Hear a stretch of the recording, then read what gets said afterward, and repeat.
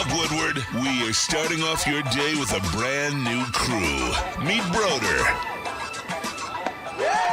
I can't control my arms sometimes. My limbs are just kind of flying. Detroit Kool-Aid. Fired up! Y'all got Kool-Aid. I'm fired up! But with the Wake Up Woodward crew, he's actually a part of the family. Flannel Sam. Ask me about my wiener.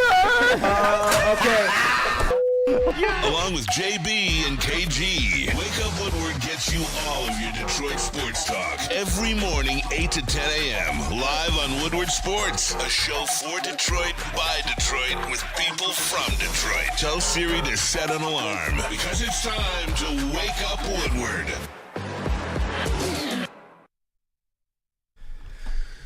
What up, dog? People, it's Wake Up Woodward, and we appreciate you all for choosing to kick off this day with the Woo crew. Victory day of sorts. I mean, it is a victory day. Shout out White Claw. I got some victory shades. Shout out to Jake from White Claw, who they're sponsoring the White Claw Tigers tour. Jay. And he showed up to the first one at McShane's, and it was a fun time down there. So shout out to them. They brought a whole lot of merch, a whole lot of swag. They made sure that some food was there as well, and the heavies, they did their thing. They had a bunch of their people show out too, so it was dope. But I don't quite know. I know you have yours too, and we're wondering though, like did they let White Claw down? It doesn't feel necessarily like a victory shades type of day. Well, that's the thing. It is, but it isn't. So today, I shout out White Claw. Shout out, White Claw. and I will use a koozie. And for the record, I'm gonna try to get to a couple of those White Claw tours before the end of the baseball season. I had some stuff I had to take care of this past It's Friday. only right. White Claw flannel has to be. You know they know about you, right? Oh, okay. man! I wish I could. I really wish I could have moved some things around that past. But I will be at some more moving forward. But yeah, I don't know if this is a Victory Shades kind of show. I'll tell you what. And we're going to get into more of it. I am extremely proud of how the Tigers team responded after it was looking really, really Definitely. rough. But I don't know if I can quite do Victory Shades today. But shout out to them. I am far from unhappy. It's just we can't do this every day. Not every game, but you know what, man? We got a good cast and a good crew in here, and it was Memorial Day weekend. So I do have to ask you this, Flannel Sam. How was the Memorial Day weekend? Did you do anything special? I mean, the Memorial Day weekend was good. A lot of I had to take care of some things, but also Sunday was really when I partook in festivities. And by that, I mean I went over to my in-laws' house, and they made ribs. It was a good time. Always good to see them. Ribs. I had ribs for lunch. Hey, shout out. Yeah. Hey, you know what? Just go around the cast and crew real quick, because it's one of the most dynamic, one of the best, one of the most versatile, man. And I'm going to do something different. We'll start in the TD booth today. I usually go to the sound booth first, but shout out to Woodward Sports MVP. The birthday JB boy. Smooth. That's you catch my drift here. And shout out to Cavassier, too. Like, we definitely were going to make sure that we look out for our guy, but Cavassier hit me up and was like, hey, Kool-Aid, I think we should say something for JB Smooth for his birthday on socials. Shout out to the birthday boy, man. JB Smooth, I really hope you enjoyed your weekend, man. I really do. You had people worried when you were at the show. You understand this. I do understand this, but I was just taking a little bit of time off. It's all right. I'm back at it once again. I appreciate all the birthday love from everyone, especially in the room and on socials as well, too. So shout out to you guys. But pretty chill weekend, pretty chill birthday. Didn't do too much, just, kind of relaxed a little bit, indulged in some smoking here and there. Shout out to Jars and Loom. And just sat back, chilled, and watched wrestling like all weekend. Like, it was a good weekend of wrestling, might I add. A Saturday night main event, AEW and NXT also put on an event. So shout out to the wrestling. Hey, chat family, I see it already. Top of the gable. JB, Keitho, JB, happy B-Day. Key Ozzy, happy birthday. Y'all, get that birthday love into the chat for JB Smooth. Chat family, as always, you guys are the most important part of this thing, so smash that like button. I know we're going to get into Tigers and such. We got the rest of the cast and the crew, intern Ryan, intern Noah. We got Willie B in here with a really dope hoodie on too. Goku. But we also got Cavassier Chase, who just continues to elevate and level up here. What up, though, Cavassier Chase? How was that Memorial Day weekend? It was all right. I was busy. I had work all weekend, but we're hanging in there, and I'm in the process of moving as well, so just kind of packing up all my stuff and getting it from one place to the other. So busy, but I mean, in between all of that, there was a really good weekend in motorsports. You had the Indy 500 on. Sunday, and then also the Coca-Cola 600 for NASCAR. So really fun weekend. A lot of 1,100 miles of racing you're able to watch if you're as much of a gearhead, or you like racing as much as I did. So really fun. Had a good weekend, and I'm looking forward to the Grand Prix coming up. This weekend, and then MIS the next couple weeks. Next weekend after. So got a lot of cool stuff going on these next few weeks. I look forward to it, and that's one thing I probably regret in sports is not getting more into the racing component when my pops moved from like manufacturing side to like the supplier side where he were testing cars. And I remember he was a part of the Viper team, the original one in like the 90s, and he went to the racetrack and did all of that type of stuff in the testing. And it was really cool to see his team, how proud they were. But that's why I'm really, really excited for this weekend in the Grand Prix that's going to be here too. So I know we're going to have boots on the ground, a lot of eyes, and I'm looking forward to what Fast and Loose, the boost that you guys can get from this event being here too, man. But what else do we got on this menu, Flannel Sam? Hey, I definitely do not mind being mistaken for the GOAT JB Smooth. But we've got so later on, because we're going to start off with the Tigers in just a second, but we're also going to get into one Mr. Cade Cunningham, because I think with how he was rewarded this weekend, there's good news and there's bad news. And I was so compelled by the bad news of it that I actually put something out there on socials, and it actually gained some traction because there's one very specific player that I believe that Cade was snubbed instead of. And we are definitely going to get into that, and that's going to be a very passionate discussion. And we're also going to get into a little bit of Lions in the second hour. We're going to talk about one Mr. Amon-Ra St. Brown. Sometimes feels like a forgotten man, even though he is a two-time first-team All-Pro. He just does his job and is always going to be steady. But also, and this is going to be something moving forward, we want to get you guys more involved. We're going to get the phones up and running tomorrow. We're going to do maybe like a little bit of a crash course afterwards so that everybody can learn. Unfortunately, KG was really the phone expert here, and he is not on our show anymore. But we're going to get the phones going tomorrow. And also, I sent out something on social media, but if you guys want to be a part of the show, we're taking any video submissions that any of you guys might have. So if you have a take, if you have a question, if you just want to tell me to F off, send something in either to my DMs, Kool-Aid's DMs, JB's DMs, Sam R at woodwardsports.com, and we will try to feature you guys on the show as soon as today. And Chase, looks like you got something. Yeah, I was just say, just take your comment from the chat, say it with your chest, put it into video form, and just send it to us on Twitter. And that's what I was gonna say is you have a much higher chance of being featured if you're sitting in a video, because we want to be able to feature you guys. And after we get comfortable with you, some of you guys are gonna get that VMix link. Absolutely. So there's going to be a time where you will be able to VMix in, just like you see Rod Beard, just like you see some of our other guests, and be able to either agree with us, disagree with us, box it out, or maybe think of some things, man, where you guys have an opportunity to win some merch as well. Yep. So we want you all involved. I'm glad that you brought that point up as well. And with the phone calls, what we're going to do is there'll always be a question of the segment. So when you call in, be prepared to answer whatever that question of the segment is. And then whatever else you want to say beyond that, we'll start your 24-second shot clock. Yeah. And Weezy D313, got to give parameters, 15 to 20 seconds. People do long-winded word soup too much. And hey, Weezy D313, you were reading our mind. And for the record, everybody gets the proper amount of grace. We just want to feature you guys. But moving forward, we want you guys to be more involved. As we said, VMix links, all of the above. We're going to get phones up and rolling later on this week. So we're going to get you guys more involved for sure. And one more thing on that as well. I want to make sure that we're also grabbing the comments. So as I'm seeing you guys active, commenting on our video, not just in the live chat, but the actual video. You go there and comment there. We're going to start grabbing those comments and making those part of our segments. I know we did that one time before, but we're going to have special segments where we can really start to focus on the voice of you all, and you can hear our direct opinions to those things. So shout out to Flannel Sam for bringing that up. Absolutely. And you know what? Actually, I think we can go to an early break in a second, because these segments are going to run long because the passions are deep. But I just want to get to a Dante151 with the super chat. A to everyone who doesn't want to see the robotic umpired MLB during the regular season. Guess what? I have a strong feeling it is coming in 2026 because of that freaking garbage yesterday. Go Tigers. I wonder what garbage you're talking about. Could it have anything to do wonder. with one Mr. Javier Baez? Of course it does. And then, of course, Chuck Brewer right on schedule. I'd say Green was terrible versus Cleveland, but I don't want Sam to freak out on me. Yeah. Au contraire, mon frere. Riley Green was terrible against Cleveland.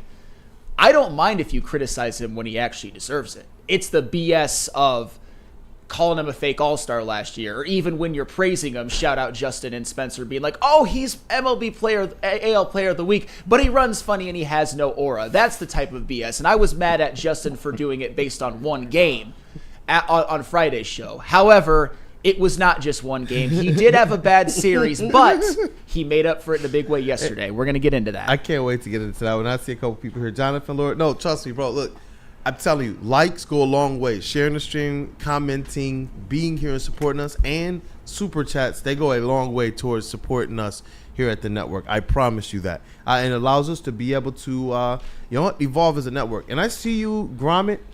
Flannel Sam, how long have you been here? Been here a while.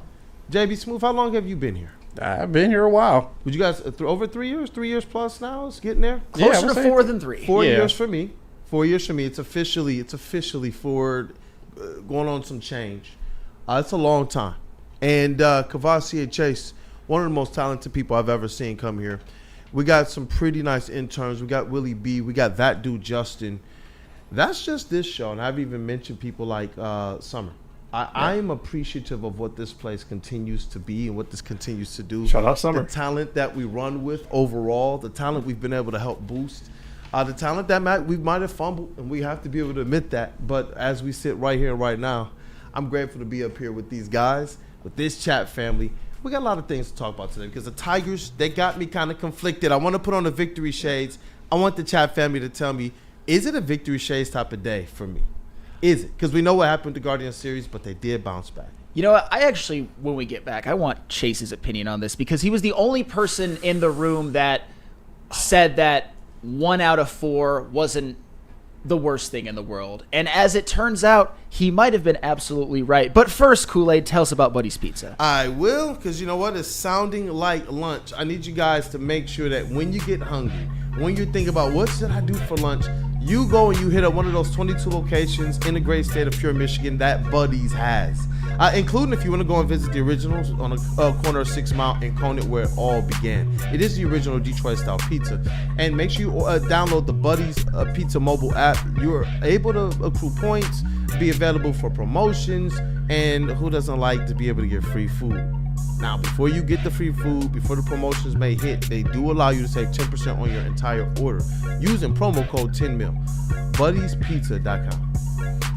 Walk into any Lady Jane's Haircuts for Men today. Open 7 days a week. Sit back, relax, and enjoy precision haircut, scalp massage, hot leather neck shave, and hot towel treatment from one of our talented stylists. Step up your game this season and take advantage of our $20 haircut special.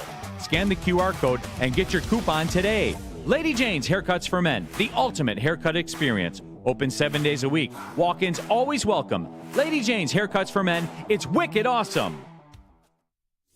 Big injuries, big news. Twice a week, Dr. Jeff Pierce from Michigan Sports and Spine joins Woodward Sports Network for the Injury Insider Report. Big D Energy Tuesdays at noon, and Ermanni and Edwards with Maz Thursdays at 3:30. Get expert analysis and in-depth breakdowns on the latest sports injuries from the man trusted by top athletes in the community, like D-Mac.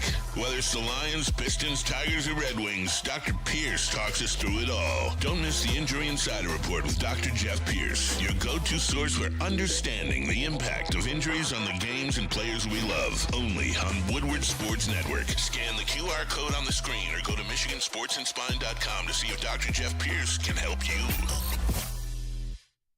You know how some things are so good they should be world famous, but they're not? Our house-made vinaigrette is one of those things. And the antipasto salad, we drizzle it over. Same with our hand-battered chicken tenders.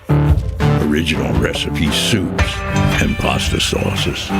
It's almost as if our original, world-famous Detroit-style pizza is mocking them. And that's not very nice. Woodward Avenue, the first paved road in America. Woodward Sports, the first sports network born in Detroit and made for Detroit. It's fitness that fits your budget. No matter where you are, there's a Planet Fitness close by. There are more than 50 in Metro Detroit and thousands more throughout the world. At Planet Fitness, you'll experience a squeaky clean gym that has tons of equipment, friendly, knowledgeable staff, and a totally judgment-free atmosphere. Did you know that all Planet Fitness memberships include fitness training for no extra cost? Want all the perks? Upgrade to the PF Black Card and enjoy use of amenities such as unlimited use of the Black Card Spa featuring hydro massage, massage chairs, and total body enhancement, and more, along with access to over 2,500 locations worldwide and unlimited guest privileges.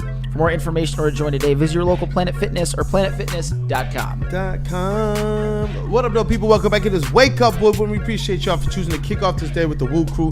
Go ahead and smash that like button to support. And shout out to our brothers, too, man. Matthew Broder and KG. I'm, like I said again, glad that they're still a part of weekend content and looking forward to how we get them involved in more. I know Broder and I, we see a lot of each other now, at least once a week on these Sunday shows. And once again, the Lions Weekly Update is smashed. So shout out to you, Broder. Shout out to the whole cast crew. I know Sean Bleach and Terry Foster were off this week, but I know that there are rumors and rumblings of a Tigers weekend show that should be here, and Broder supposed to be involved in that too. So good. Shout out, man. I can't wait to see how this network continues to evolve and how the people here still find ways to give at least a little bit of what the chat family wants, and some of that is going to be talking to the people about these Tigers. And I've already seen some different opinions here, and I see Dante 151.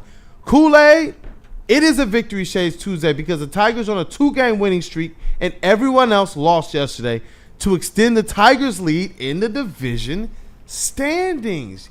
You know what, Dante? You're having me feel kind of fired up about that right now. So for right now, I'm feeling kind of Victory Shades out, Flannel Sam.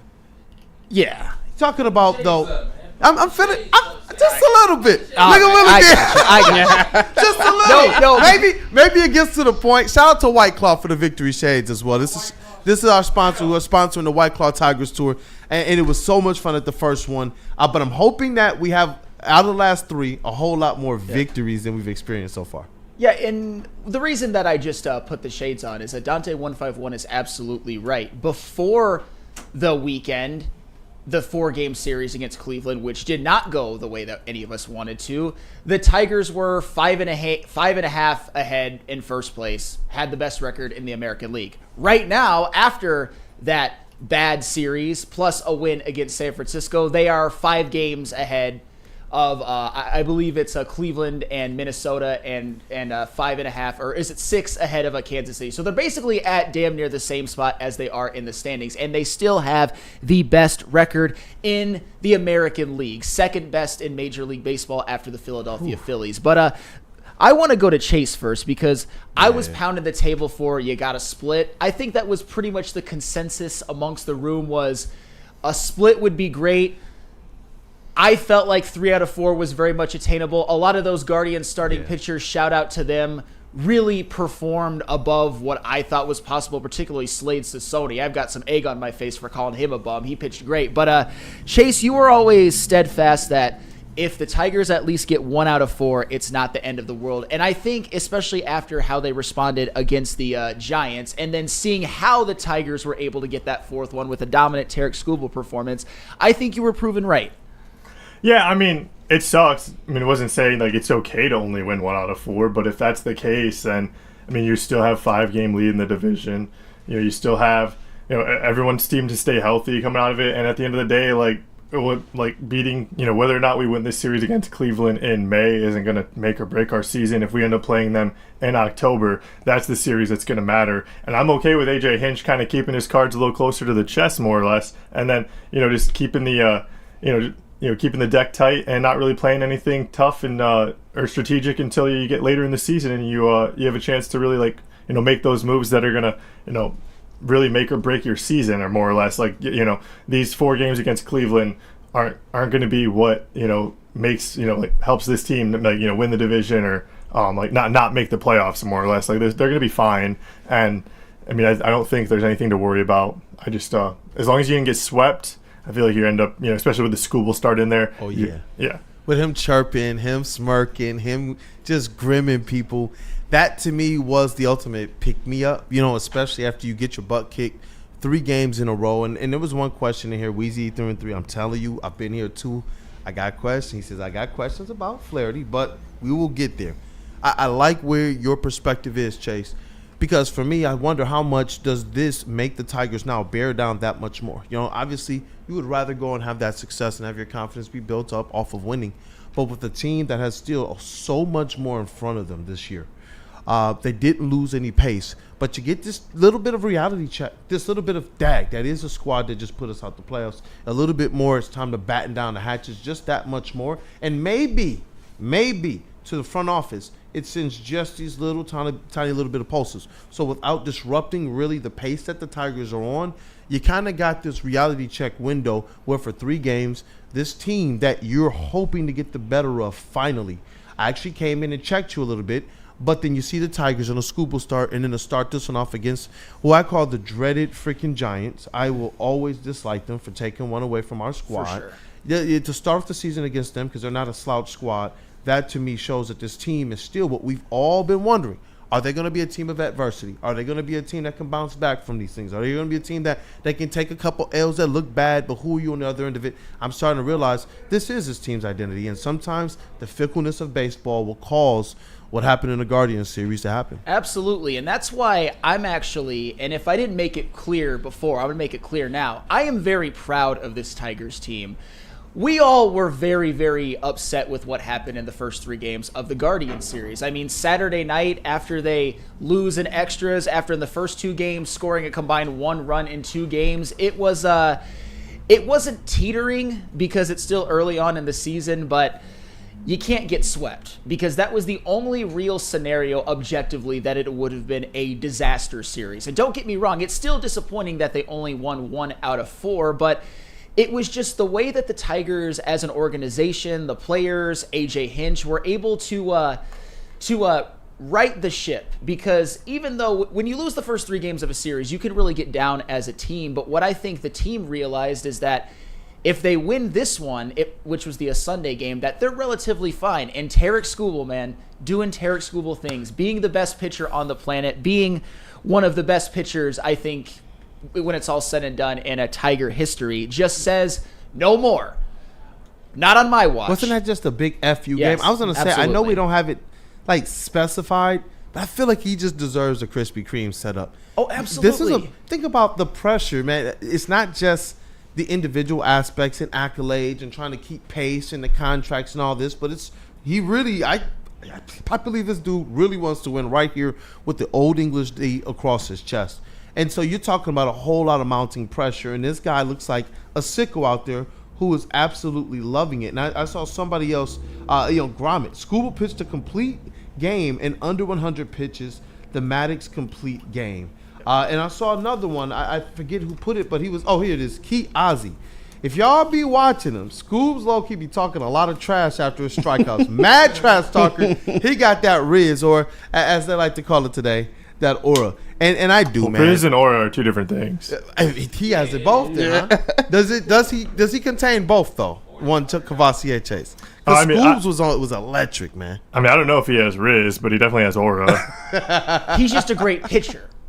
That's all I saw was a great pitcher. With aura. No. You know what, Final Sam? Those White Claw victory shades, you have a lot of aura with those on. Well, if it existed, I would have it. So thank you. But yeah, Tarek Skubal, and I saw Broder put this in the chat earlier, and if he says it, it must be true because, he did pitch at a very high level. He said that was one of the best pitching performances he's ever seen, and I agree. Yeah. And I understand that I'm obviously biased. We're all biased. We're a Tiger fans. We love Tarek Skubal, and we don't get a chance to see every single fantastic pitching performance because there's so many games for so many teams. But when you just look at the dominance, when you look at the numbers, when you watched it happen, it was more dominant than a lot of no-hitters. I'll say that. That, to me, was more dominant than some no-hitters and damn near even some perfect games because when you just look at the numbers, 9 innings, his first complete game of his career, shout out to Skubal for that, 2 hits, 0 earned runs, 13 strikeouts to 0.0 walks, which is just insanity on a level that I just love so much. And he also did it on only 94 pitches, 72 strikes, and on the game-ending strikeout pitch, reared back and blew it right by the Guardians hitter at 102 miles per hour. I was about to use a Braylon Edwards word. I'll use a Chase GPT phrase: type 2 diabetes. Yes. How was that, Chase? Is that fair? Is that yeah, I know what you're talking about. 102 miles an hour on the last pitch after all of that went down. And like I said before, the Tigers needed that. They needed a stopper, and that's what Tarik Skubal is there for. When there's a losing streak, this is where he imposed his will, looked like the best pitcher on the planet, and dominated the Guardians in a way that I certainly haven't seen. And this is Tarik Skubal we're talking about. And this is something I can say with definitively. That's the best Skubal start I've ever seen. And boy, has he had many. He's had a Cy Young season's worth and then a Cy Young favorite start to this season. That was the best I've ever seen Skubal start. And that's what I wanted to ask you, because what I know about you, what you all know about Flannel, the preparedness, the numbers, the stats, the history, the digging, the comparisons. It's not just the stats of right now, but he's going to have the stats of how this thing plays out in the annals of history. What do you go through when you look at these types of performances and you get prepared for these numbers? Like what is going on in your mind? Because these are not just comparative stats. These are not just like, oh, okay, he's doing pretty good. These are going to be almost every time you're sitting down at the table year after year after year, Tarik Skubal is going to do something even more great. Yeah, it's what I think about, and I tried to verbalize as the best I can, is that we've all seen Skubal do spectacular things. Like I said, a Cy Young season's worth of phenomenal starts. And he was great in the playoffs, except unfortunately for that last game. He's done all of that. And then on this day, and he was effectively gassed in that last playoff. Yes, absolutely. I don't give him any fault for that. He managed to do something that he'd never done before, which was throw a complete game and do it efficiently, which was probably the only reason he was allowed to stay out there, because we know that pitch counts is something that is monitored closely for better or for worse. And usually if you're going, even Skubal, during those games where he's gone 7, 8, 105 pitches, they wouldn't let him go out for that last inning. But I thought it was just a very, very big and symbolic thing that A.J. Hinch, Chris Fetter, they let Tarik Skubal have the ninth. They let him close down the club. And you know what? I hope that it's something that continues to spark this Tiger team, because I'll tell you what, that Saturday night when they lost in extra innings, I was actually out with my wife afterwards. It put a little bit of a damper on it. Even though me and my wife had a great time, I rebounded. I had a great time with her. I'm a good husband. We have a lot of fun, but it was still the point is to just, I wasn't panicking too much, but it was just so deflating. And then Tarik Skubal just basically made it all better. That's what aces do. That's what best pitchers in the games do. That's what I think, when it's all said and done, one of the best pitchers in Tiger history. That's what people like that do. And you special talent. You got to lock this man down. But I'm glad that the Tigers, they have their time, they have their options, but just make sure when that time comes that they do the right thing, and that Tarik Skubal is exactly what you said. One of those Tigers that we'll be looking at in Tigers history, saying, wow, this guy didn't just do a lot on that mound, but as a team overall, he helped this Tigers team win a World Series. Yes. I believe that if that's in the Detroit Tigers history, it's with Tarik Skubal on this roster. And you're right. He's so many different things to this team. It's, when you add in stopper, it's just like, oh, that's right. He's that as well. He's an ace. He's a stopper. He's, your bullpen is going to be more fresh. Your closers are going to be more confident. Your starters are going to ride that wave. Like this, and you're right, to go up against a lineup, to go up against, a team that you couldn't solve. And he just said, hey, it doesn't really matter. I'm Tarik friggin' Skubal, and we are the Detroit mother effing Tigers. I absolutely love the fact that every time he steps out on the mound, it doesn't matter what's going on. For that day, that is exactly who these Tigers are. And for who they are now after that, as they've become better, you see everybody else on this team effectively playing up to that level and playing into that, to the tune of where we are. They can go out there and have the stretch that they just went through and still lead the division, still lose no ground, because baseball is a fickle sport. this team has put themselves in such a great position. And that's why I tip the cap so much to our guys like Scooble and Green, who have had to carry the brunt of this success the last couple years, despite what noise they may hear from fans, even from their most ardent and favorite fans, the most passionate ones, and even what they see from themselves, because these guys are competitors. The way you see Scooble out there on the mound talking to himself and talking to other people, you got to imagine if this guy even lets up 2 runs, he's probably sitting here like, oh, I'm terrible.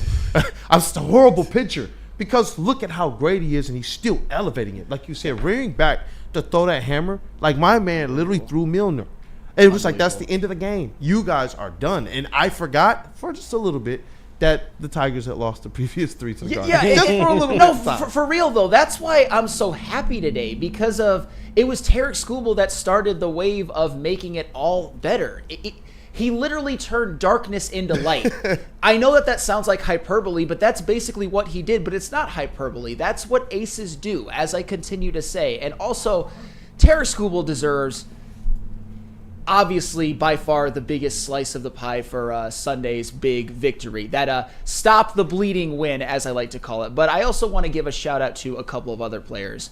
First off, I want to give a shout out to Zach McKinstry with that big 4th inning 2-run home run. Because I'll tell you what, fire up Chips. How frustrating was it watching Thursday and Friday and Saturday?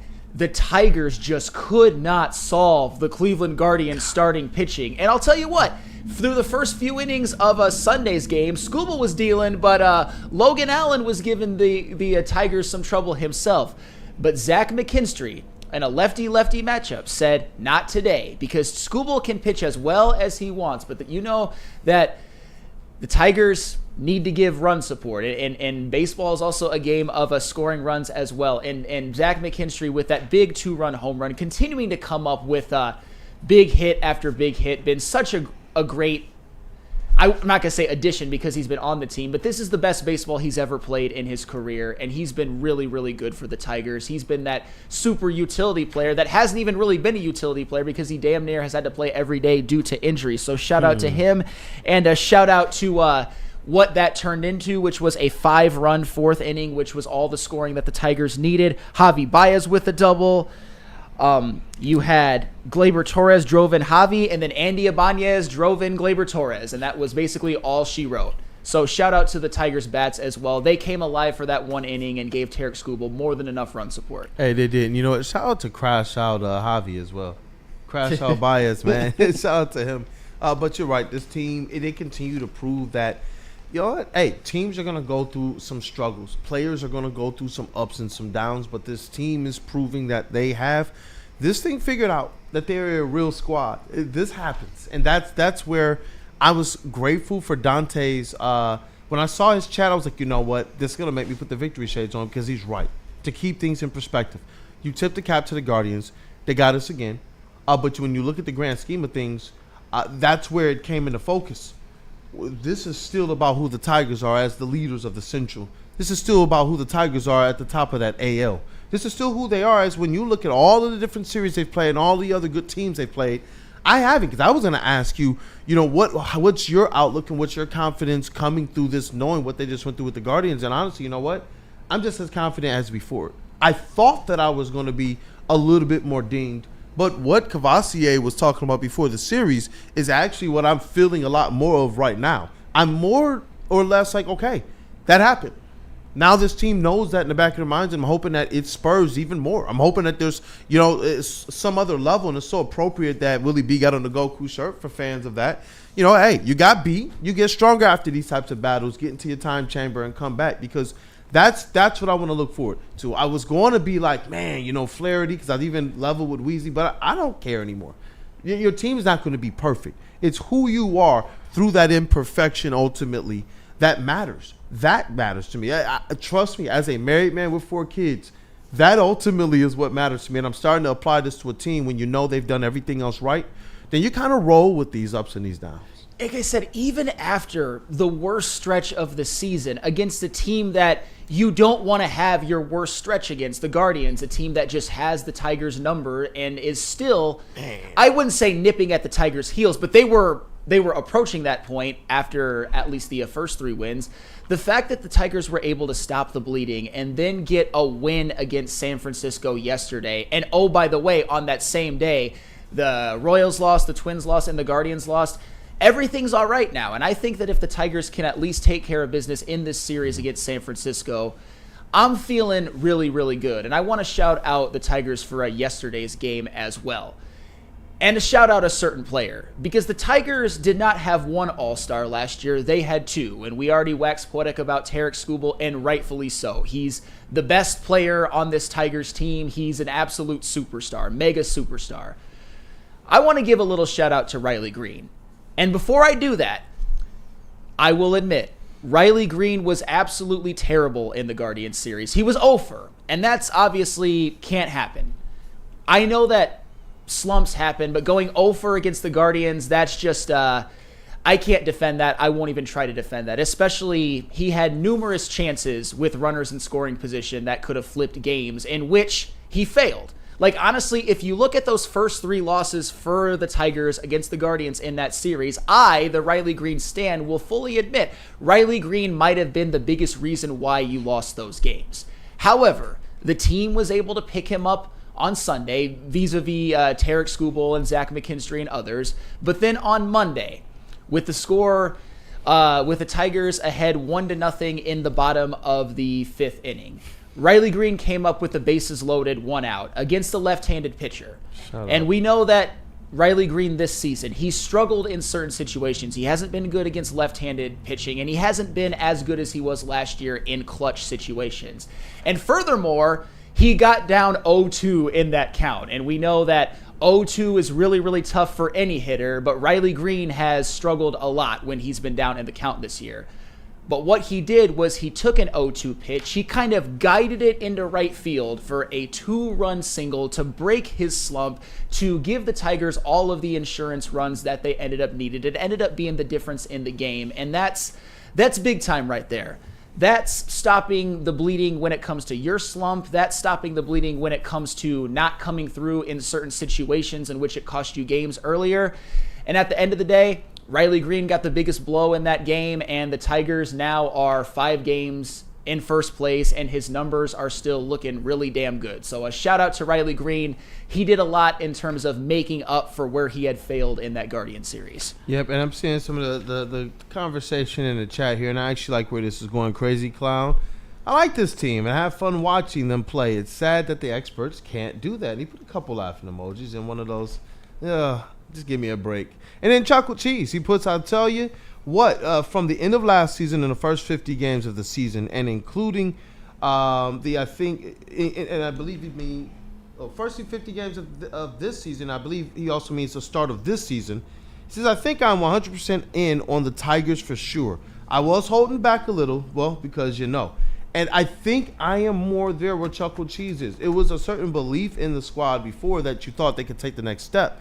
But are they that actual big boy team? Are they one of the ones sitting at that table when you're talking about the Major League Baseball's upper echelon? And yes, 100% they are. I'm finally there. And that's where some of these other conversations, they in previous years, or maybe the teams that aren't necessarily sitting at that table, maybe they do discombobulate them. Maybe Veerling and Meadows takes apart another one of our older teams, iterations of it, or a weaker team.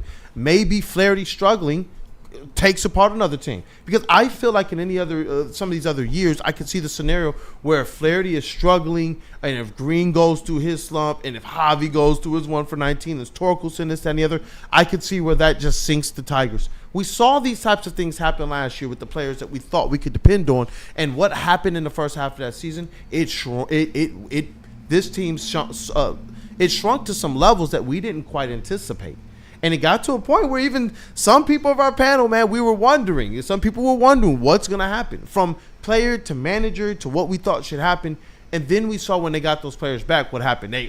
Boom. And then they made a little trade, which gave them some flexibility and versatility. But this year, no, they're just going out there and they're getting hits. They're putting runs on the board to the tune of a lot more than what other teams are doing. You look at their differential. You look at what their pitching is doing. This is just a really good baseball team. This is no longer an upstart team that's led by a manager getting the most out of a lineup that is bare and then a couple all-stars. This is now a team that's going to have more than a couple all-stars and a manager who's able to, hey, you know what, go take a night off tonight. And who that person that's stepping up in place of that is another player who you know can get the job done. That's where this Tigers team is now, and it does influence the way that I look at some of the issues that in the past I would believe would trip them up, but it just hasn't to this point. You would like Flaherty to be better, and I want him to be better. Like I don't even know where my level of concern is with him just yet, but the Tigers just really haven't allowed that to matter this season. Yeah, and I don't even know if Flaherty's problem is once he gets through the order a time or two. Maybe Hinch should start taking him out after 5, but that's another story for another day. I don't even think Flaherty necessarily pitched terrible on Thursday. It's just Tanner Bybee was better. I mean, Flaherty, he did give up 3 runs, but it was a quality start, which in a vacuum I'm okay with, but his numbers aren't looking great. But let's keep it positive, because there's a lot of positive things that I want to get to on that Monday game, besides for just Riley and that's Green's. After we were even hesitant about, is it really a Victory Shades day? In a chat influenced us as well as the Tigers, what the performance and what the results ultimately are. Hey, I wasn't wearing shades until Dante151 convinced me to. Shout out to you. But this is from Broder, and this is also emblematic of the Tigers and just how good that they are. Shout out to Cade Montero. 2, took care of business in a trap game. Easy for the Tigers to let down after such a good Scooble start. And yes, shout out to Cade Montero, somebody who was, unfortunately for him, relegated to the minors early on in the year because the Tigers pitching staff was so good and so deep. But he comes through yesterday in a big way. 5 innings, no earned runs to give the Tigers in their last 2 games. 14 innings of 0 earned runs from their starting pitchers, which is spectacular. And if you can get that from Cade Montero, man, the sky's the limit for this Tigers team. They could easily finish with the best record in the American League. Shout out to Cade Montero, and also shout out to the Tigers bullpen. And shout out first to one of the biggest moments in these last few days for me. How about Brendan Hanafy? Because Tyler Holton, unfortunately, he's the one that really hasn't looked like himself at this point this year. We know the last couple of years he's been one of the most dominant bullpen pitchers in Major League Baseball. But he struggled. He gave up some base runners. He gave up a run. Brendan Hanafy comes in, 3-1, top of the 6th, first and second, 1 out. And what does Brendan Hanafy do? He induces an inning-ending double play. He picks up his brother Tyler Holton, who is struggling, and gets the Tigers out of the inning unscathed, and then turns it over to Brisky.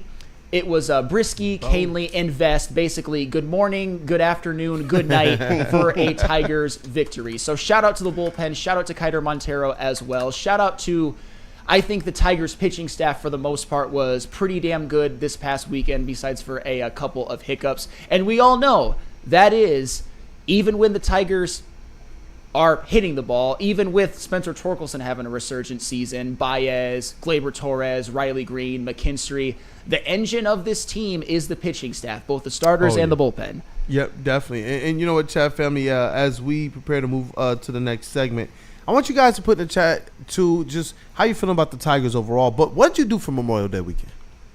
I'm curious. I know some people talked about the food that they were going to make. And I saw someone earlier in the chat say he still has leftover lemon pepper seasoned oxtails. And I was just like, whoa, okay. Where's the invite? Where is the invite? But let's get to this next segment, because I know we have a lot of our sports teams to talk about today.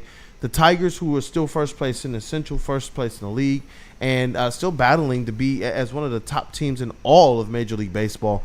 But we also have more tops to talk about. One Cade, Parker, Cunningham, and we got some TLB on the menu. We do. We have Cade Cunningham and TLB, and shout out to a couple of you in the chat. Lions, baby. You basically picked up what I was putting down earlier when I talked about how Cade was snubbed. I'll just give you that. I didn't want to give it away at the time, but we're going to talk about it. We probably all feel this way. Let me see JB Smooth over there. Let me see your face. What's up? Benedict Arnold. You made this happen, didn't you? What? I didn't do anything. This is his best of all worlds. Actually, I'm so glad that you mentioned that, because I cannot wait to get JB Smooth's opinion on this. And for the record, there is no wrong answer. It's not. I mean, I think that there is, but if JB Smoove feels a certain way, I'm not going to cast aspersions on him. I will just disagree. But I don't know his answer, for the record. I'm as curious as you guys are. Yeah. But hey, I see some people getting their stuff in the chat here of what they did on the weekend, what they ate. Get into the chat. I'll read it when we come back from the other side. Ooh, and Chuck Brewer actually has another good guess, but it's not exactly what I have in mind. But that's a good guess. Tell us about merch. Yeah, I will definitely tell you about merch. But once again, shout out to everyone sending in super chats as well too. Real quick before we go to break, $4.99 from Dante151. He said, "Can we take a quick second and talk how sad it would be if we were Colorado Rockies fans? Because holy crap, that is so bad. A minus 173 run difference." yeah. Jeez. Hey, but shout out to the Tigers. When they had a chance to go to Coors Field, they basically threw a party there for themselves. But that's what you got to do. When you've got historically bad teams on the schedule, that's where you got to just sweep them and take out the trash pretty much. And that's what they did. Yep, definitely. Golly, that is pretty trash, especially as I'm tracking this differential for the Tigers being one of the best teams on the baseball. I couldn't even imagine if we were at that point right now. After everything we've been through, as it's a sports town, apparently, for some people, they would consider us the number 2 most miserable sports city. I'll tell you what, though, not to like belabor that point about the Rockies, but as you know, I have an affinity for the Cubs as well. So after the Tiger game was over, it was actually perfect so that I could basically flip onto the Cubs for a second. And that Rockies lineup is rough. You should see who their third and cleanup hitters are. Do you remember Mickey Moniak, one of the worst busts in recent memory? He's a starting outfielder for the Rockies right now. So that tells you all you need to know. Hey, he actually. I was saying Big Reese. I was asking Sam if he's a big Reese McGuire guy. Well, that's a funny story in and of itself. And what a Cubs debut he had, but he had himself a very embarrassing moment back in the day. Tell us about merch, JP. Some merch.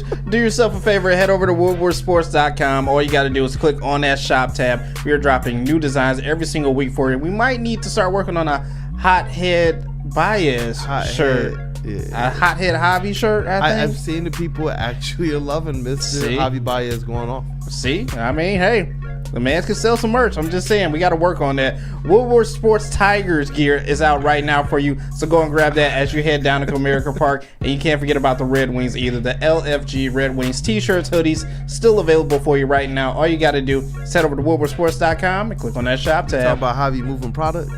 You know how some things are so good they should be world famous, but they're not?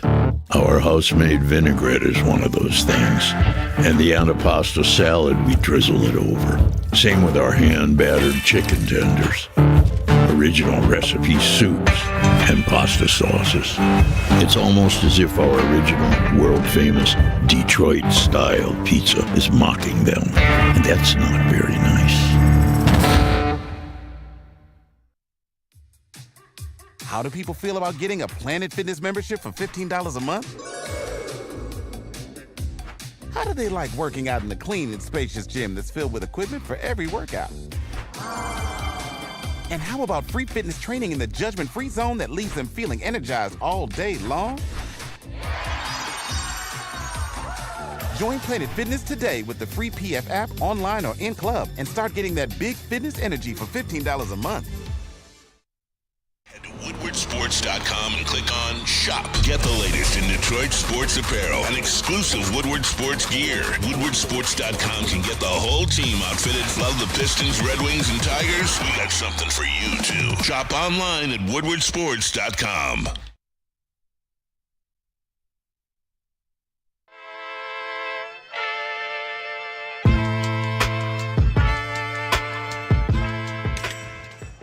Hey, Tony, what's up, bro? Same circus, different clowns. For sure. You want the usual, the big zip? You know me too well. I threw a little something extra in there for your ma. Oh, Hope man. she's doing all right. Ay, guy, sei un santo. You're a saint. All right, buddy, we'll see you next time, okay? Grazie. Spring is in the air and Michigan is buzzing. 7.5 milligrams of real THC wrapped in bubbles, crafted with real fruit juice and no artificial sweeteners. They're big in flavor but low in calories and 100% hangover free. It's all bubbles with no troubles. Catch in watermelon, cherry, strawberry, or try one of the 2 brand new flavors. Raspberry, lemonade, and peach. Crack a can, take a sip, and catch a buzz. Available at any of Loom's 38 locations across Michigan. Use code WSN30 for 30% off your entire order, online or in store. Go to loom.com today. What up, though, people? We are back. It is Wake Up Woodward. We appreciate you all for choosing to kick off this day with the Woo Crew. We got the victory shades off right now because we're going to the next segment. That is Detroit Pistons. All NBA teams were announced, so we're going to get into that. And if there was some snubbery going on here for one Cade Cunningham. But I asked you guys to get into the chat some of the things that you did over the weekend for Memorial Day. I know Justin went down to Movement Fest, so shout out to him, and I'm hoping that he had a good time there. He did hit me up yesterday and say, hey, Kool-Aid, it might be a late morning tomorrow. Is that okay before I actually start the partying? So shout out to him for being responsible. And I said, you know what?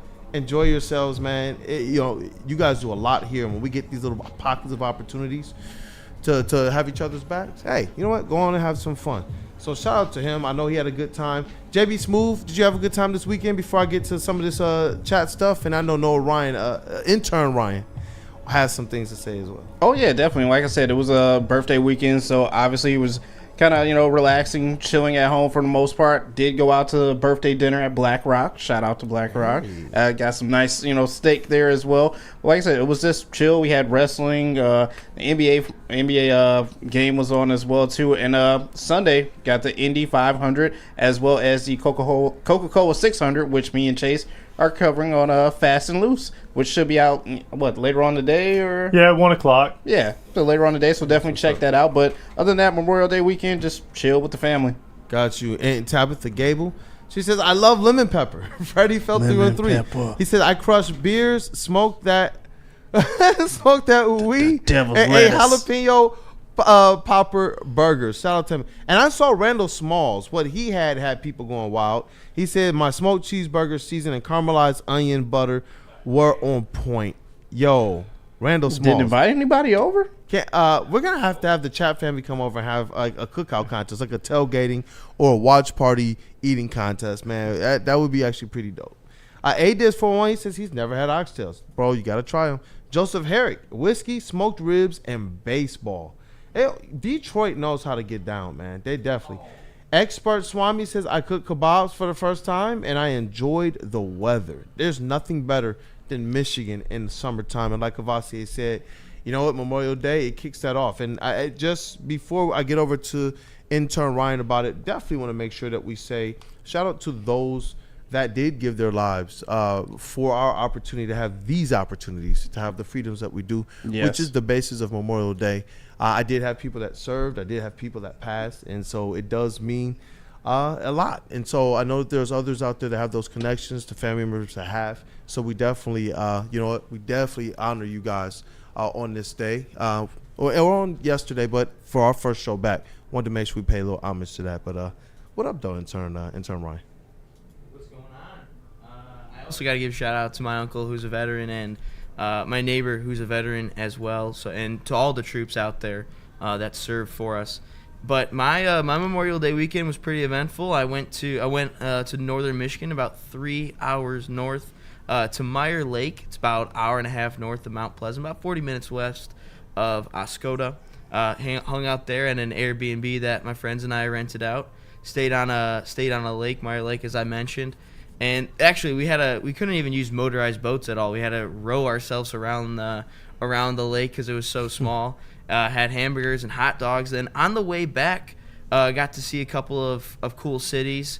And I found out the wild turkey capital of Michigan, which is Fairview, Michigan. Never heard of it before. And I was driving in, and it said the wild turkey capital of Michigan. And I think that's something cool. You learn something new every day. Yeah, definitely. Wow. So, hey, that's pretty awesome. That's cool man. as hell. That is pretty awesome. And, we see you, Cue Ball. It's about the fallen soldiers on Memorial Day. And so, again, we definitely tip our caps to those that have lost their lives to protect our freedoms, man. So Shout out to all that serve, but we do pay our honor and our homage to those that gave their lives and anybody that has experienced that loss as well. But got to get into all NBA teams. NBA teams. And I think a good way to set this up, and well said about Memorial Day, by the way. I obviously echo all of those sentiments because that's one of those days where you remember why you have that day off. And I know we all enjoyed our time, but unfortunately, too many had to pay the ultimate sacrifice. So, hey, absolutely. But before we get into what I and others have a problem with, JB, if you would like to just put the all NBA teams up one by one, starting with the first team. Because first team? I think there's some interesting things we could get out of all of them. First team, you've got Giannis, SGA, Jokic, Donovan Mitchell, and Jason Tatum. Does anybody have any issues with that? It's fair, especially when you look at the regular season results. This is pretty fair. I disagree with Donovan Mitchell personally. I would have put either Anthony Edwards or Cade Cunningham. But I think I agree with you. I agree with you more on on that that in just a second. But you know what? I'll say Ant Edwards because I'll give him that. In the hierarchy of NBA players, he's still a better player for now than Cade Cunningham. I'll say Ant Edwards should have been on the first team. But other than that, the other four, I don't think there's really any argument. But how about the second team, JB? Second team? Yes. I don't know why this quality is so terrible, but it's not bad. If we're just talking about where I think people should go versus how I know media does things, the way I know media does things, all of these three teams shaped up exactly the way Rod warned us that it would. In terms of how I would put things, of course, there's some bones to pick. I told you guys from the beginning of the season I thought Donovan Mitchell was a fraud and that he was the reason why the Cleveland Cavaliers fell apart, not J.B. Bickerstaff. When we looked at how this team fell apart again this past season, and that to me is where I look at, if we're talking about it from that standpoint, then yes, I 100% agree with you. If it was me, I would do the crazy thing of doing something that nobody would probably even think is should be done, and I would like punt Donovan Mitchell to the moon in terms of one of these stars, one of these best ofs. I just don't think he's that dude, and when the bright lights are the brightest. And this is something that I know Cade Cunningham is going to have to prove, as now he's just starting to get a taste of what it means to be the man with all the playoff pressure on you. But when you look at who Donovan Mitchell has been, I think that at the very least, this is the last year that he's going to be able to ride by the regular season success being the only narrative that's in the backs of the minds of voters. Now, especially with how you see this thing has gone a couple years in a row. And for the record, with Donovan Mitchell, I would absolutely put him on the second team. I'm not saying he had a bad year. Far from it. He was fantastic. And we know Cleveland had a exemplary regular season, which made what they did in the playoffs that much more painful, and you just hate to see it. But as far as the second team goes, I mean, I already told you I'd swap Anthony Edwards for Donovan Mitchell. Personally, Jalen Brunson, I'm cool with. Evan Mobley, I'm cool with. LeBron, I understand what happened to the Lakers in the playoffs, but he's still putting up just superstar numbers at age 40. And the Lakers, even despite some... He played a lot more games than you think in which he was the one star. AD had some injuries. Obviously, Luka, when he first got traded, he was not healthy right off the rip. So I'm cool with him. Mobley's interesting. I think when you look at the third team, you'll see why Mobley was on it. Although I think there's a good argument for Shane Goon as well, but that's neither here nor there. Yeah, that's when I've become definitely a growing fan of Alperen Sengun, especially as the All-Star game was approaching. And when he got announced, that was one of the players of interest that was a non-Piston that I wanted to be able to kind of follow around a little bit. And that's a player that I do think has a really, really good, obviously future ahead of him. The way things lay out, Evan Mobley, and maybe I just hate the Cavs, I still believe that he's a little bit overrated, but you're right. The way that the teams, not that he's not good, but I believe he's a little bit overrated. But the way that the teams lay out, I agree with you. You'll kind of see why things went the way that they did. But on that second team, I do kind of agree with a Chuck Brewer. With LeBron James, I could have seen a world, and I just don't think that the NBA is going to do it, where you could have dropped him to that All-NBA third team. I do agree with you. Obviously, Donovan Mitchell is somebody who, in a perfect world, if you're talking about Cade Cunningham potentially having a claim to first team, I do believe that there's a perfect world where Donovan Mitchell could have been on the third team. But I get it because of how many wins they had in the regular season and how he's a regular season merchant. He's going to always come up in these types of conversations, and it's going to be a very uncomfortable conversation to say to demote him. But if there is a couple players who I do believe are above where they probably should be, it would start with people, in my opinion, Donovan Mitchell, LeBron James, and Steph Curry. Interesting that you mentioned Steph Curry, because more on that in a second. JB's smile just went away. If you would like, he just glared at me. Actually, JB's looking kind of gangster. We are going to get JB Smooth's opinion before anybody's. JB looking rough right now. Yeah, JB rough. But can you please put up the third team? Oh yeah, I got you. All right, so we've got Cade Cunningham, Tyrese Halliburton, James Harden, Karl Anthony Towns, and Jalen Williams. And first off, when you see the third team, this is where, first off, swap Cat for Evan Mobley, please. I know a lot of you still like to comment on his zestiness, but he had a phenomenal regular season. I think Evan Mobley is overrated. Fair I'm enough. just gonna continue to when you see this, honestly, I do. I'd probably, you know what? Honestly, after this, Okay. put Shane Goon on the third team and leave Evan Mobley off of it. And I respect the hell out of Evan Mobley, but so we're getting at least one kind of player out of all the All-NBA teams. Then cool, I'm with you. And this is where can we at least see my point of view on why LeBron James, I think he deserves second team, because look at who was on the third team. I understand Jalen Williams was nice, and James Harden had a great regular season. Obviously, Halliburton deserves it, but I think LeBron is right where he belongs on the second team. If there were more strong forward competition, like if Kawhi Leonard would have played the whole season, then maybe I could be like, but to me, I think LeBron deserved the second And I team. want to be able to, like, when I kind of do my comparisons, I know that Cade Cunningham definitely, in my opinion, and you can look at the numbers, the usage will tell you this too, he did a lot more for his squad and the success they had this year overall than what LeBron James had to do for the Lakers, despite the fact that he had some pretty nice numbers. We know that Cade's numbers this year are only comparable to one player, and that is Nikola Jokic, who made first team.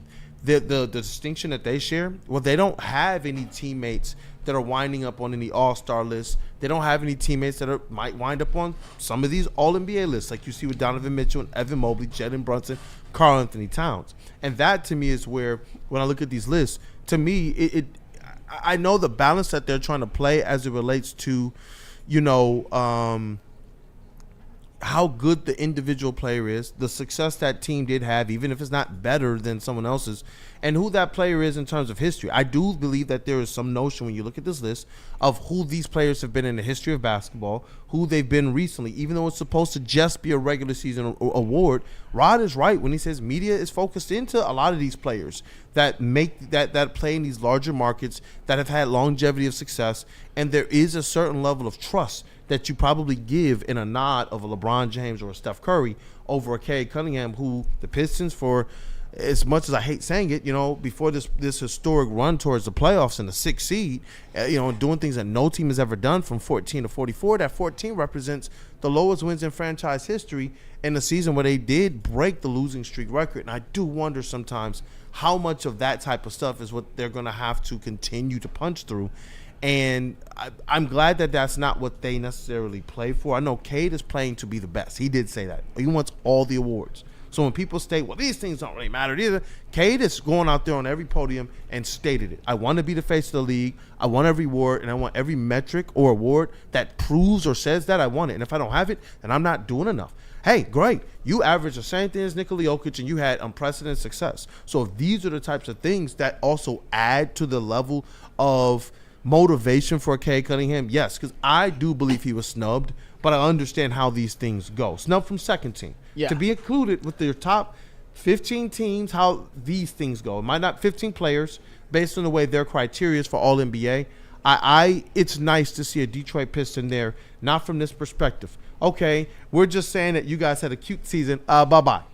That was what happened with Blake Griffin. We don't even think you're going to be back. That's what happened with Andre Drummond when they made the same distinction.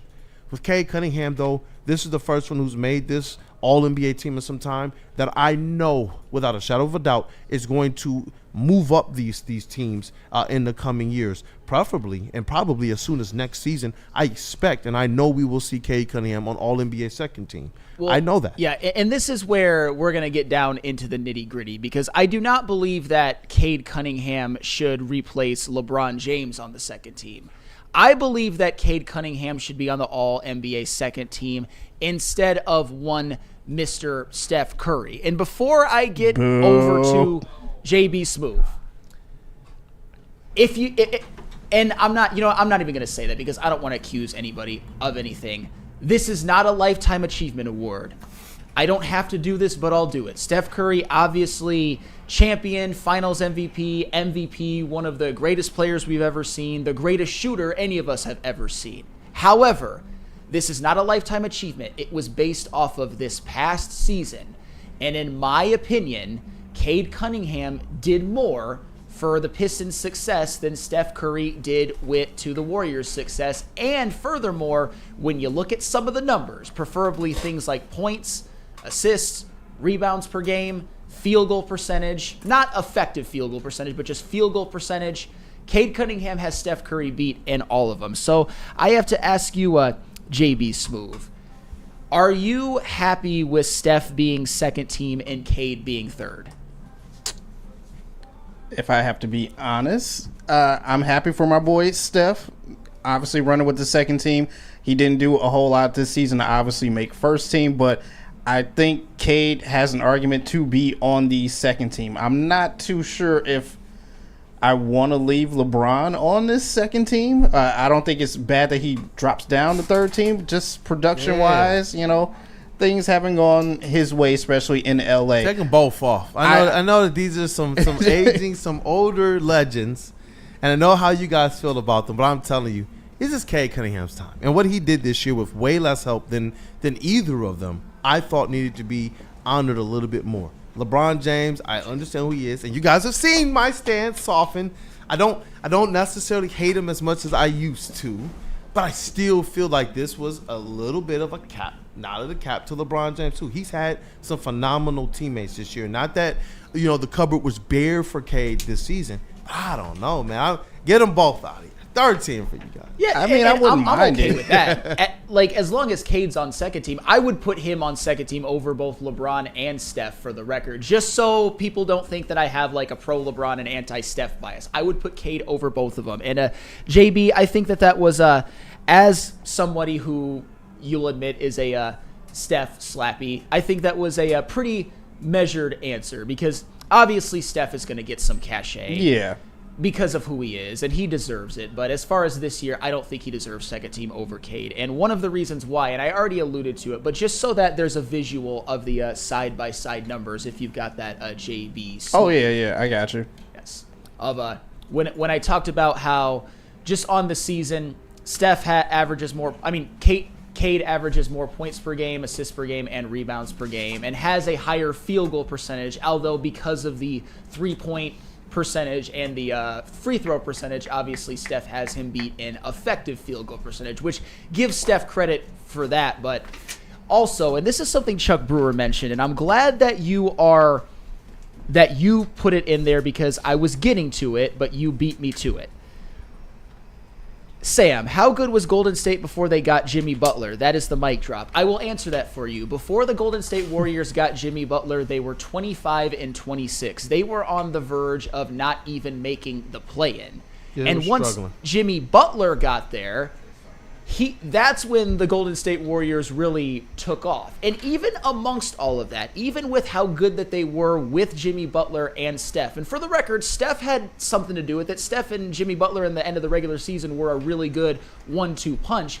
Even amongst all of that, the Golden State Warriors still found their way in the play-in. What are we doing here? Respect to Steph for what he's done, but for this year, Cade should have been awarded with All-NBA second team over Steph Curry. Yeah. I don't think there's really any argument for Steph, besides if you want to say three-point shooting. But that's, even Steph, by his standards, had a poor for him 3-point shooting season. And I see Lunchbox. Steph was more clutch in games than Cade was. That's the difference, though. When you talk about usage rate, you guys consistently underrate exactly what that means. Cade's carrying a larger portion of the pie. If you're telling me that Steph, in these high-pressure moments, is able to go and be what he needs to be during those times, this is something he's been doing for a long time in his career, and it didn't just start that way. So we tipped the cap to him. I don't take anything away from the great. I'm a big fan of Steph Curry's. But as it relates to who Cade Cunningham is, I'm sorry, the way that this team is currently built, until they find ways to drop his usage from 33.1%, you have to have a player like a Jaden Ivey with him. When Jaden Ivey was there, what did we see Jaden Ivey excelling in? You could see it was part of the game plan. And it was what I've been talking about for almost 3 years up to that point of what needs to happen in those moments to break up what defenses try to do to stop Cade. Defenses used to believe blitz Cade. But what was Jaden Ivey doing? He had a couple chances this time to win a couple games. That didn't go their way. He had a couple opportunities to win some games, and it did go their way.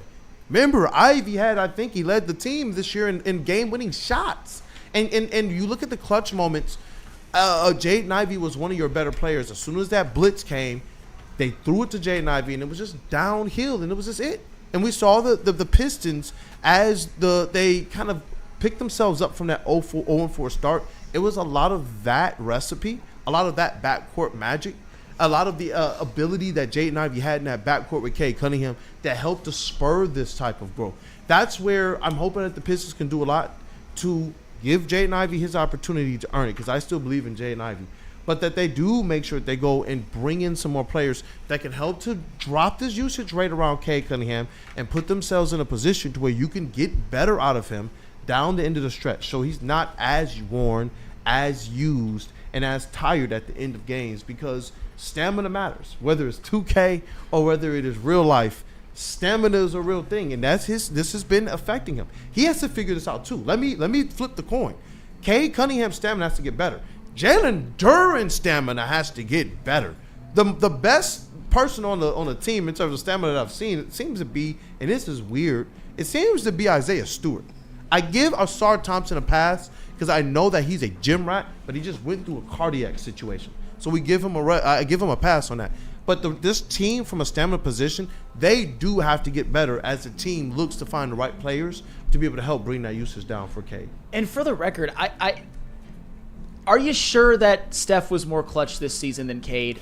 I'm going to do a little bit more research on that, but I don't quite remember Steph being this just like murderous clutch player this season. And no disrespect, like in regular season, I don't put a lot of merit into like clutch regular season stats or anything like that. I just think if you win, you win.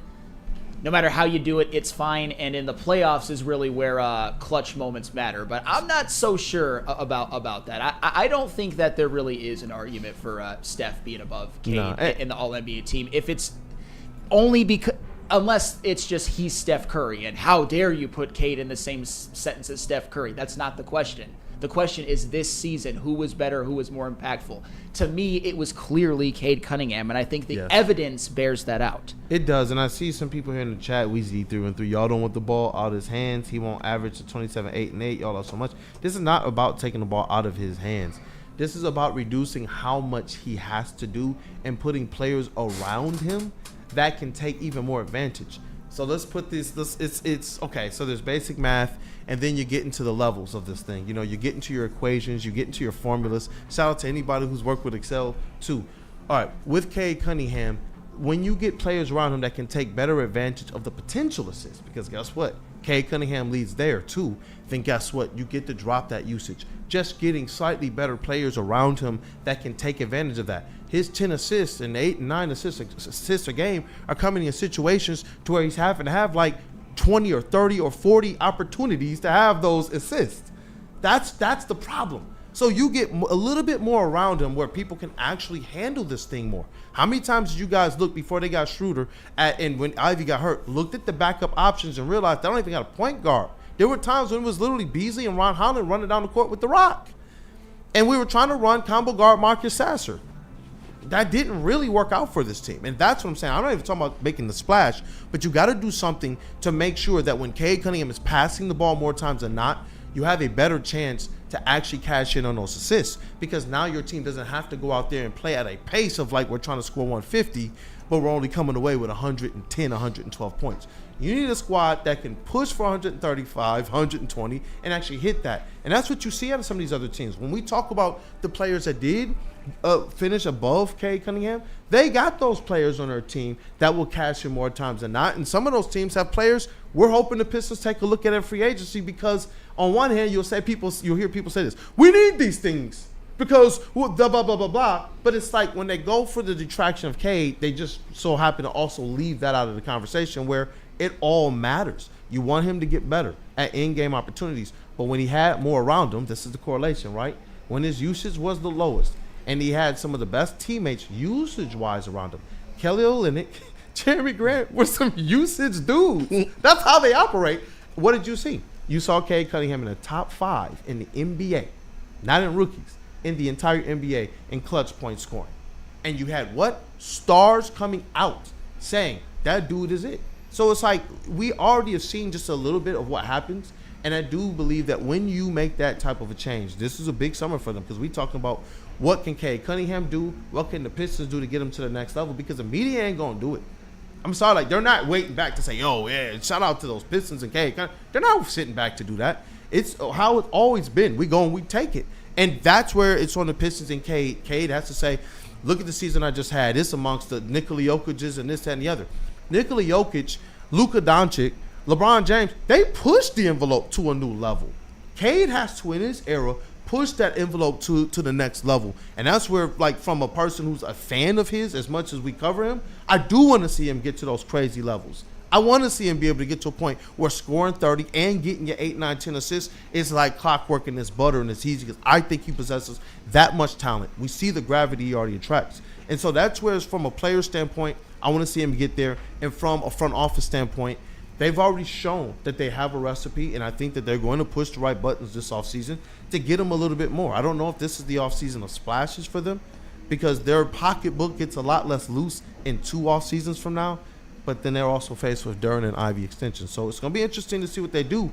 But if they make those right moves, I do believe we see Cade Cunningham step into a stratosphere where we see him being one of those game changers that we've seen some of these greats right now on that first team do. Yeah, and for the record, just to like go back to the clutch thing really quick, you saw Cade Cunningham have plenty of moments, like the Atlanta Hawks game where he had the game-winning layup and the game-winning block. You saw the Heat game, obviously, with the game-winning three-pointer at the buzzer. We saw Game 5 in the playoffs, in which Cade Cunningham really came through in the clutch in the fourth quarter. So I don't want that narrative to really persist, at least as of right now, because I think he's shown enough that he is. But just also, when you look at what was around Golden State, too, I want to like put that out there as well. When they were a game under 500 before Jimmy Butler was there, they had Andrew Wiggins, who was averaging 18 and 5 on 44% from the floor and 38% from behind the arc, and obviously we know what he is as a wing defender. Draymond Green was all NBA defense first team.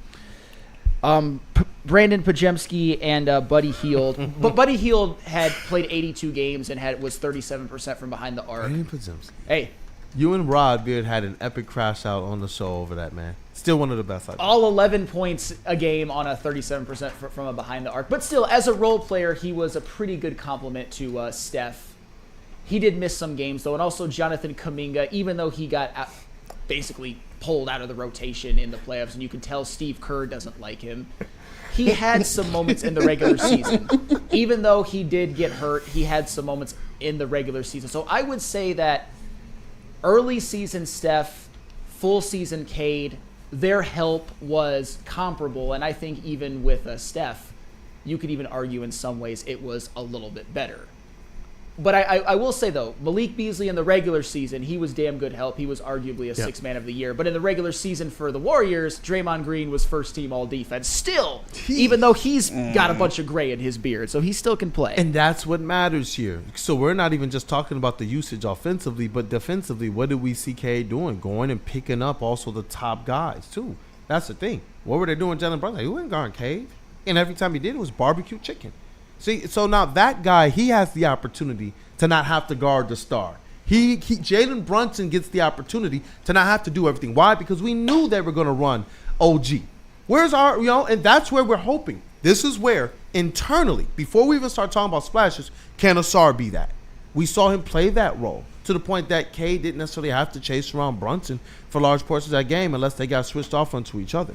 And that's where I want to see the squad and these young players, Jalen Duren, Asar Thompson, and even Jaden Ivey returning from injury. How much more can they step up? Because you don't have that much cap space when you think about it. 24 mil and practical cap space could be used up very, very quickly. Malik Beasley, what if he wants more than that non-taxpayers exception that they have?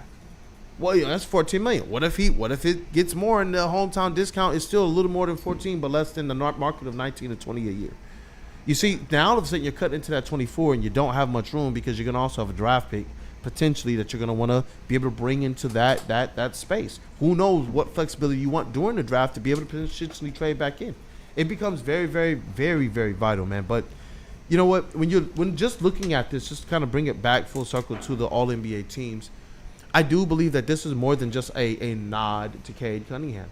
I believe this is go out there and do it again. You're right. These are supposed to be career awards, but when you look at this thing, you understand how much the impressions that you've left in the minds of media for years, they do matter. And Rod warned us about this. So Cade now gets a seat at the table. And we talked about this with the Tigers. Are they one of those big dog teams or no? This is about now, Cade. Are you Blake Griffin of the Pistons? Are you Andre Drummond of the Pistons? Or are you a better version of Grant Hill for the Pistons? Are you someone who every year you're going to be showing up in these things? Every year you're going to be making the conversations that we're having right now about if he was snubbed or if he should be higher or this or that. Are you running it back or was this just a flash in the pan? Because the NBA right now is telling you, show us something again.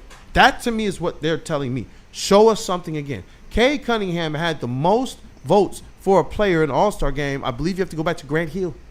You understand he had 110,000 more votes than Blake Griffin? Yeah, as he should have. And that's as we just say that, but you think about how many more people know Blake Griffin and how insane of a year he was having for a team that wasn't coming off of that level of putridness. The Pistons had just made the playoffs a couple years before. So it's like you had what you thought to be at least some hope for being a team that can make it at the bottom. So for me, I was pleasantly surprised that Cade went out there and put up over 700,000 fan votes from this area, knowing that it's been much worse. If you go back, you look at the annals of it. It's prime for Cade to take the next step. It's all there for him, and it starts with what he does to improve his own game, and then what the front office does to support him around it. And they've already gotten off to a good start. Yep, and I know that there's some clamoring for a TLB, and we'll get there. But before we do, Weezy, you knew I was going to catch this, and you stopped yourself. Ivy might be our best player. I'm ready to talk. No, and then a couple later, he says, "Nah, I might be tripping." And I'll tell you what. Should we call you Stick D313 instead of Weezy D313? And I'll tell you what, guys. And this is where I'm gonna say something Sticky D313 might be unpopular. I like Ivy as a player a lot. Yeah. His overzealous stands make me want to, bang my head against a table sometimes. No, Based on what? Based on what? I'm not saying that he's not good, but, come on, bro. The overzealous Ivy fans, the Ivy bros are just... Ivy bros. I mean, here's Johnny says Ivy has more upside. Several Pistons do, and we believe several? That. What are you talking about? Several? Several. Oh, my God. Really?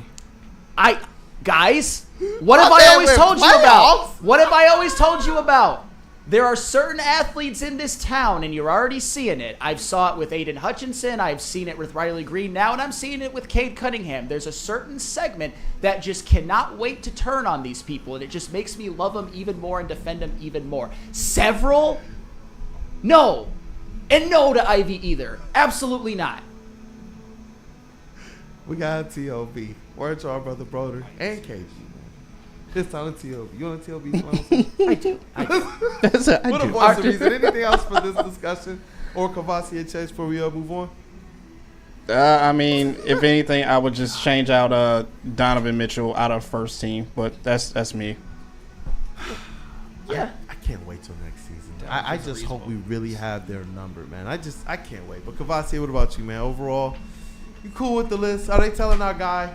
He made third team. I mean, like, if he would have been snubbed, it would have been a different discussion. But I think this is kind of like, I'm coming at it with the same approach like we were talking about with the Tigers going into the weekend. Like, do I want him to be second team? Like, yeah, that's where he deserves to be. But he made third team. Like, I'll sit down. I won't bitch about it too much. But we know where he should be. Man, something tell me Kavasi been hanging around the voice of reason. It's been facts, man, from that booth. But let's get to this next segment. I know we gotta say what up though to some friends. And you want me to double dip? Yeah, Lady James and Dr. Pierce. Hey, let's rock, guys. Let's be honest. We like simple stuff. We like simple stuff like gimmies on the call. We like it easy. We like uncomplicated, like Cade Cunningham, all the second team All NBA. It was right there for you guys. Just like Lady Jane's haircuts for men. It's right there for you guys. Walk in, sign in, and before you know it, you're handsome and clean. Lady Jane's, open 10 to 8, 7 days a week, walk in anytime. It is wicked awesome. And attention sports fans, don't miss out. I'm telling you guys, you don't want to miss out, especially now, on Expert Sports Injury Insights with Dr. Jeff Pierce of Michigan Sports and Spine. You can catch him every Tuesday, which is today on Big D Energy, every Thursday on Ermanni and Edwards, who is always offering top-notch injury advice. I know Cavassier Chase is often, when he's flipping the shows, you're hearing about that secret sauce, and he's breaking down stuff on our favorite players. And unfortunately, we've had a lot of them who've had to go the injury and rehab trail, but Dr. Pierce is keeping you updated, especially as Lions training camp is right among us. Trust you got a DMAC does, because Dr. Jeff Pierce is here to keep you in the game and performing at your best. For more information, visit MichiganSportsandSpine.com or call 248-426-9944.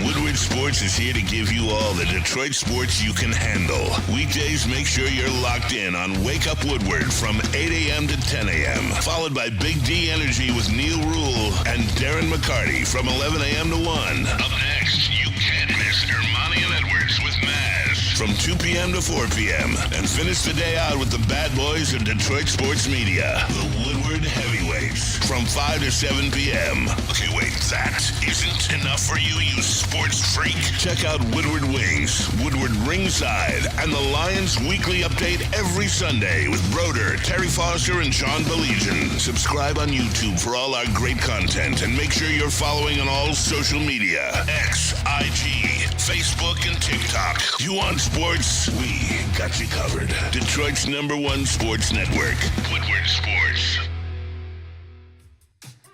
How do people feel about getting a Planet Fitness membership for $15 a month? How do they like working out in a clean and spacious gym that's filled with equipment for every workout?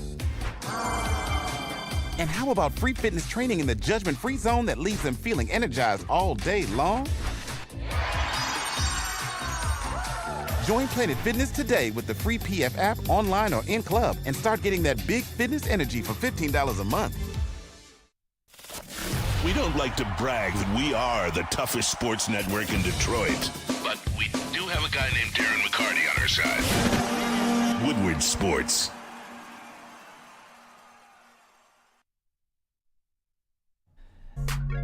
Hey, Flannel Sam here to talk to you about Mad Packs. Mad Packs is the hottest new cannabis brand, and they are partnering with Woodward Sports. Products launching on May 30th of this year. Mad Packs is going to take your game to the next level. High-Low is getting you high for the low, delivering top-tier quality at unbeatable prices. Boom Shakalaka! Boom Shakalaka is a live resin-infused tarantula. This one's the bomb. Blizzard Packs, THCA moon rocks that hit like a blizzard. coming to select retailers on May 30th, 2025. Stay tuned with Woodward Sports Network for all the latest updates. And then, of course, Les Stanford. You probably shouldn't do Mad Packs and then drive, but maybe the inverse.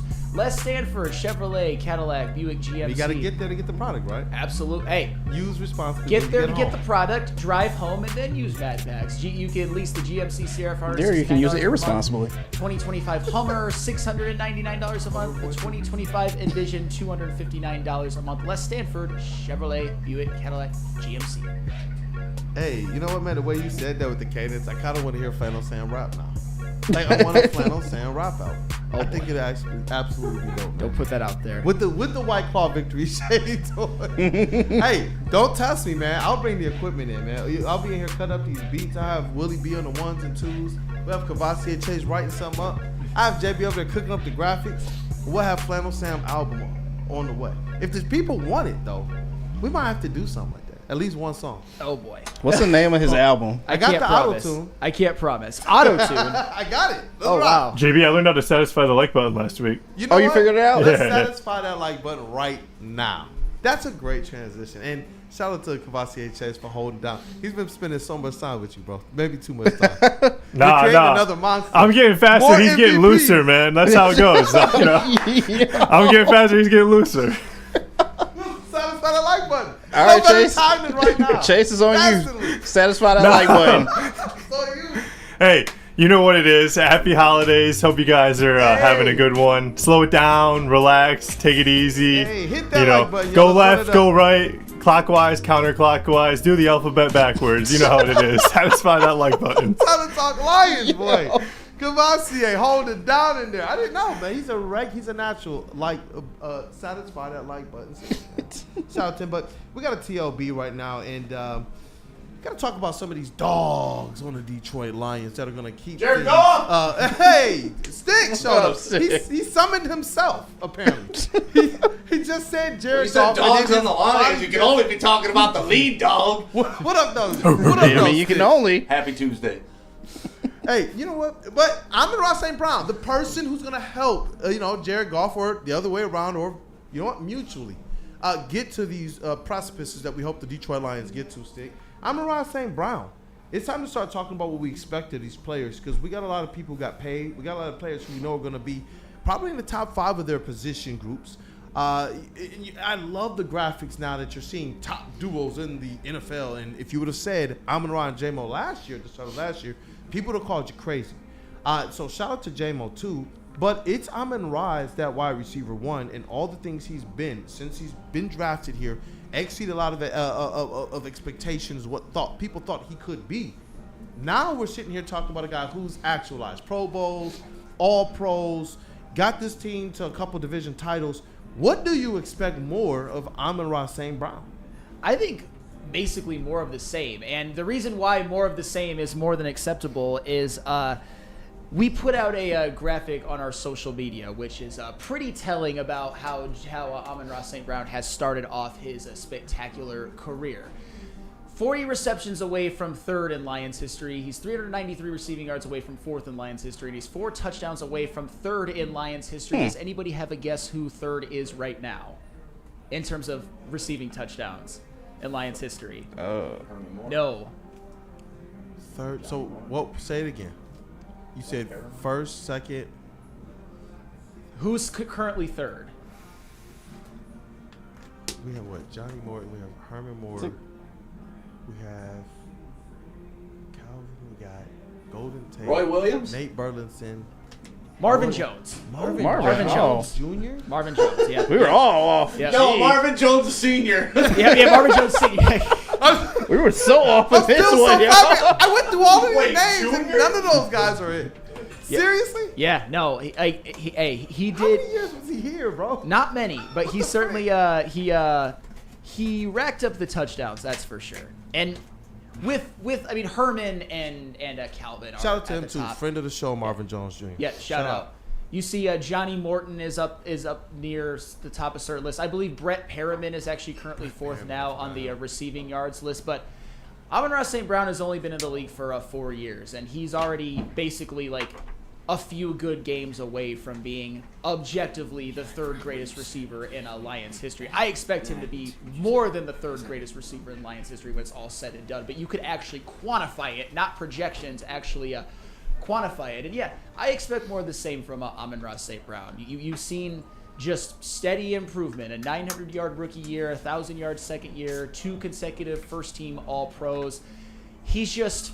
Him and Jared Goff as a combination, they just fit like a glove. Whenever there needs to be a big third down, a big just conversion or touchdown, anything, Amon-Ra St. Brown is as reliable as they come. He's got the surest of hands. He runs great routes. He's probably the deadliest slot receiver we have in the game right now. I expect multiple more All-Pros. I'm not necessarily going to call for it's got to be first team or it's a bust because there's a lot of mouths to feed on this offense, but I didn't think he was going to do it at certain parts last year, but he did. So I wouldn't count against him getting another first-team All-Pro. I don't count against it either because as the defenses continue to try and react and overreact to what the Lions have available to them in terms of all those pass-catching options, by the end of the season, we're going to see water find its level, and that is Amon-Ra St. Brown. I do believe he's going to be somebody that, more so than this year, they're going to find ways to get him the ball a whole lot more, to rely and lean on him. Do they necessarily have to? I'm not sure. I believe that when you have something where you know you can dictate, and yes, they had a historic time on offense last year, but I want to be able to get Goff into a comfort zone even more so than we've seen him have with Amon-Ra. And I love the fact that Brad Holmes, who understood who Jared Goff was with his prior, being in proximity to him out in L.A., he understood who he was and probably what he would need in terms of to get the best out of Jared Goff. And that's what they stated. They said, we know Jared Goff can make every throw we would ask him to. But with that also comes what throws you're going to ask him to based on the skill sets you know he has and what types of players do you need around him. So when we go and we take Amon-Ra in the 4th round, how many of us still had the memories fresh in our minds of one Calvin Johnson? Everybody wanted to recreate that type of wide receiver. But we got Amon-Ra St. Brown, who we said, you know what, we like the identity, we like the DNA, we like what he's made of, but he's not quite what we remember as it relates to our classic, wide receivers. How long did they chase that? Mike Williams, Roy Williams, sure, those big wide receivers, Charles Rogers, but then they got it right with Calvin, and I feel like, even after Calvin, they still tried to find those types of receivers. Now you got one who said, we like everything that Amon-Ra can do on the field from a speed standpoint, from a route running standpoint, from staying in there just a little bit longer, knowing you're getting the attention from the safety of the top. He still would stay in there and get crushed and take hits. When I saw him get his chest kneeled on in that Vikings game, I knew he's hurt. And when it came out later that boy was getting injections into his ribs for that and still played that season out, it was just like, okay, this guy is something different because it's not just showing the toughness, which we've seen some of our greatest role players go out there and show grit and determination. He's doing this from the standpoint of being a star, being your number one wide receiver too. And that to me just it makes me excited for everything he can be because we know this. He's one of those guys too who what ceiling? What prime? Yeah. What list are you trying to box me into? And that's what I like about Amon-Ra. And they gave Jared Goff, in my opinion, really the most perfect kind of wide receiver one you could have for his skill set. Windows, timing, knowing I'm going to put the ball there. Amon-Ra will be there. Look at some of those routes, and it's like, these guys got it, man. They got that chemistry in line. Yes, and one thing I want to clear up as well, and somebody put it in the chat. I forgot who it was. I apologize. When I say from the slot, I don't want to put Amon-Ra St. Brown into a box. He actually played more snaps last year out wide than in the slot. So he's not just a slot guy. It's just, I think with his skill set and with his ability to, stop and start fast and have great hands and run good routes, I think in the slot, he's even more unfair than he is out wide. And he's unfair both. He's he's a top 5 receiver in football. No question about it. I see Jason Kenyon in some of the chat just to get them involved.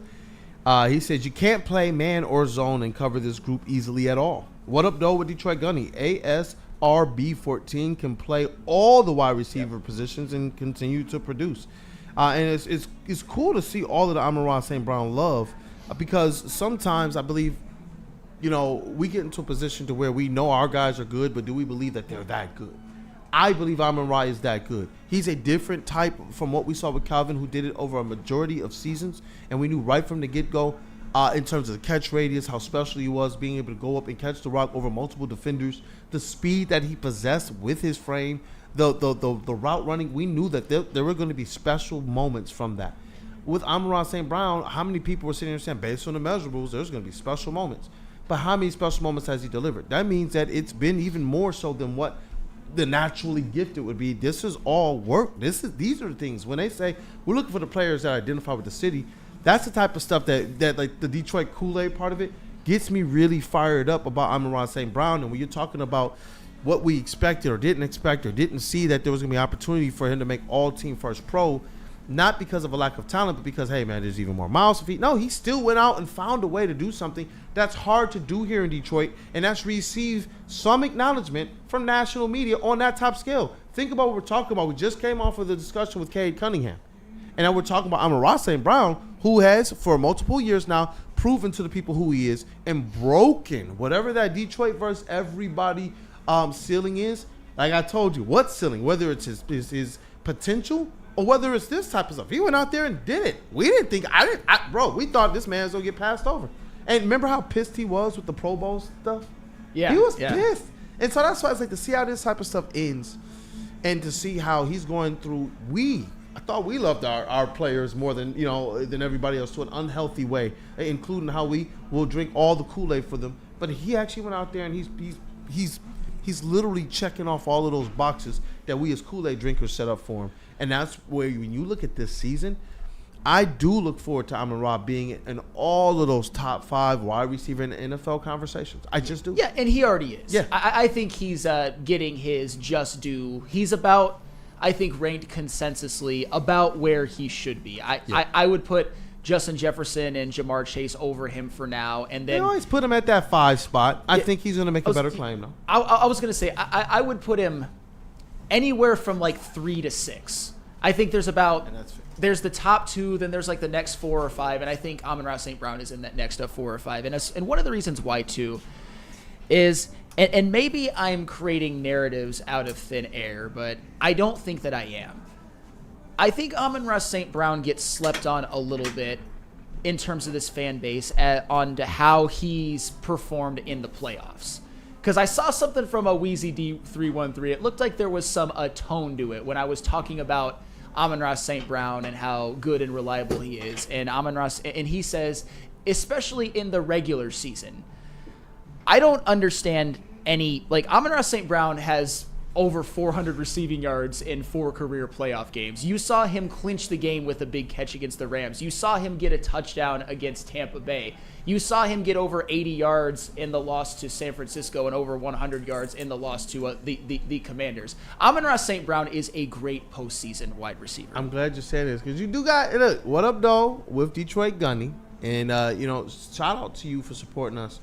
He says you mentioned 6, and you're starting to disrespect Amon-Ra St. Brown 14. You said you would have him anywhere from 3 to 6, and I can understand that. I can understand it, and that's why I said as Detroiters, I know how zoomed in we're going to be because I can see him being 4th on the list. I said his highest 3rd for the record. I said his highest 3rd.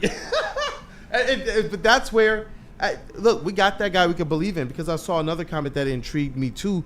I'm going to try and find it here. Oh, here you go. Eric Allen. He says, the Sun God's showing that you don't need to be 6'4" and run a 4.3 to be a top 3 wide receiver in the league. Oh, and also, you don't need to be a first-round pick either. Keep burning bright, stud. I like that type of stuff from our guys, especially when you see the type of investment they made in an Isaac Tesla.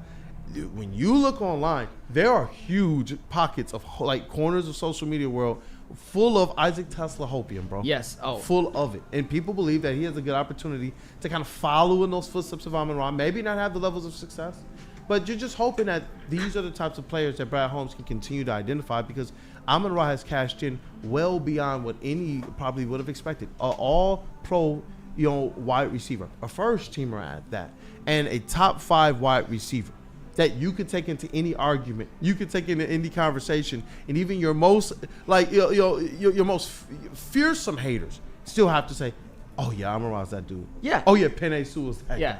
Yeah, and I want to read a couple of comments. One of them from Matt Broder because he does.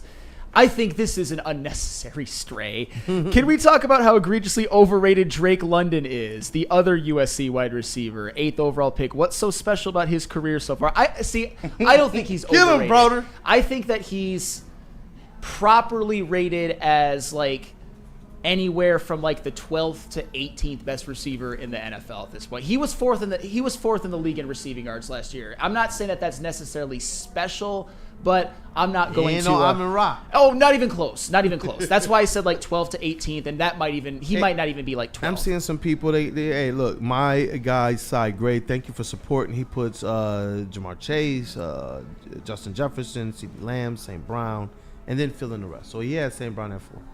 All right, so and that's about like where I would you say said 3 to 6. Like Jefferson, Chase, and then 3 to 6 would be like CD, You got AJ. Jefferson at the top. Yeah, I got Jefferson up. I actually do too. Although Chase, there's an argument for him after the season that he had last year. And then Jefferson been doing it with like a new quarterback every year, no matter the proficiency. Dude, I know, he is that quarterback. He's one of the best I've ever seen, quite frankly, and I've said as much. But yeah, anywhere from 3 to 6. Who wants to glaze the Vikings? Right. I don't want to. Why would you ever do that? I love Justin Jefferson, but like 3 to 6 would be like CD, Amon-Ra, AJ Brown, maybe like Puka, kind of that range. If I'm missing anybody egregious, please let me know. But that's about who I have 3 at 6, and I think that's good company for now.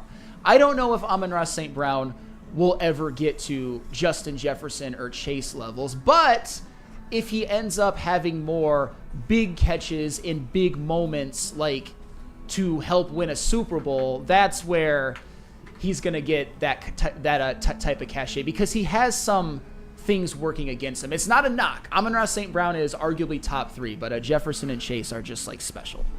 So is Amon-Ra, but I think Jefferson and Chase are like a little bit more special to me. Speaking of, what up though, Kavasi Chase? Yeah, I mean, it's just cool. I know you guys are just using the last name of Jamar Jefferson, but I just close my eyes and pretend you're talking about me every time.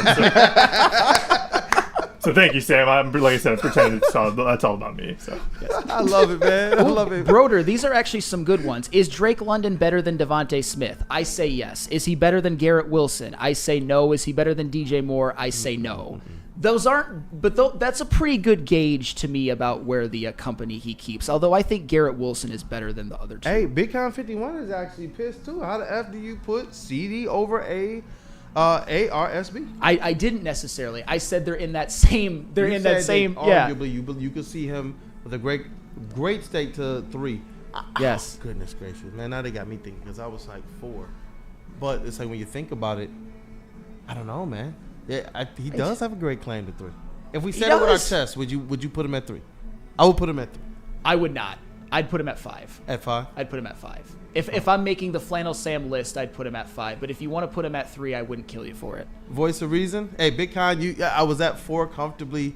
You got me to move that up 1.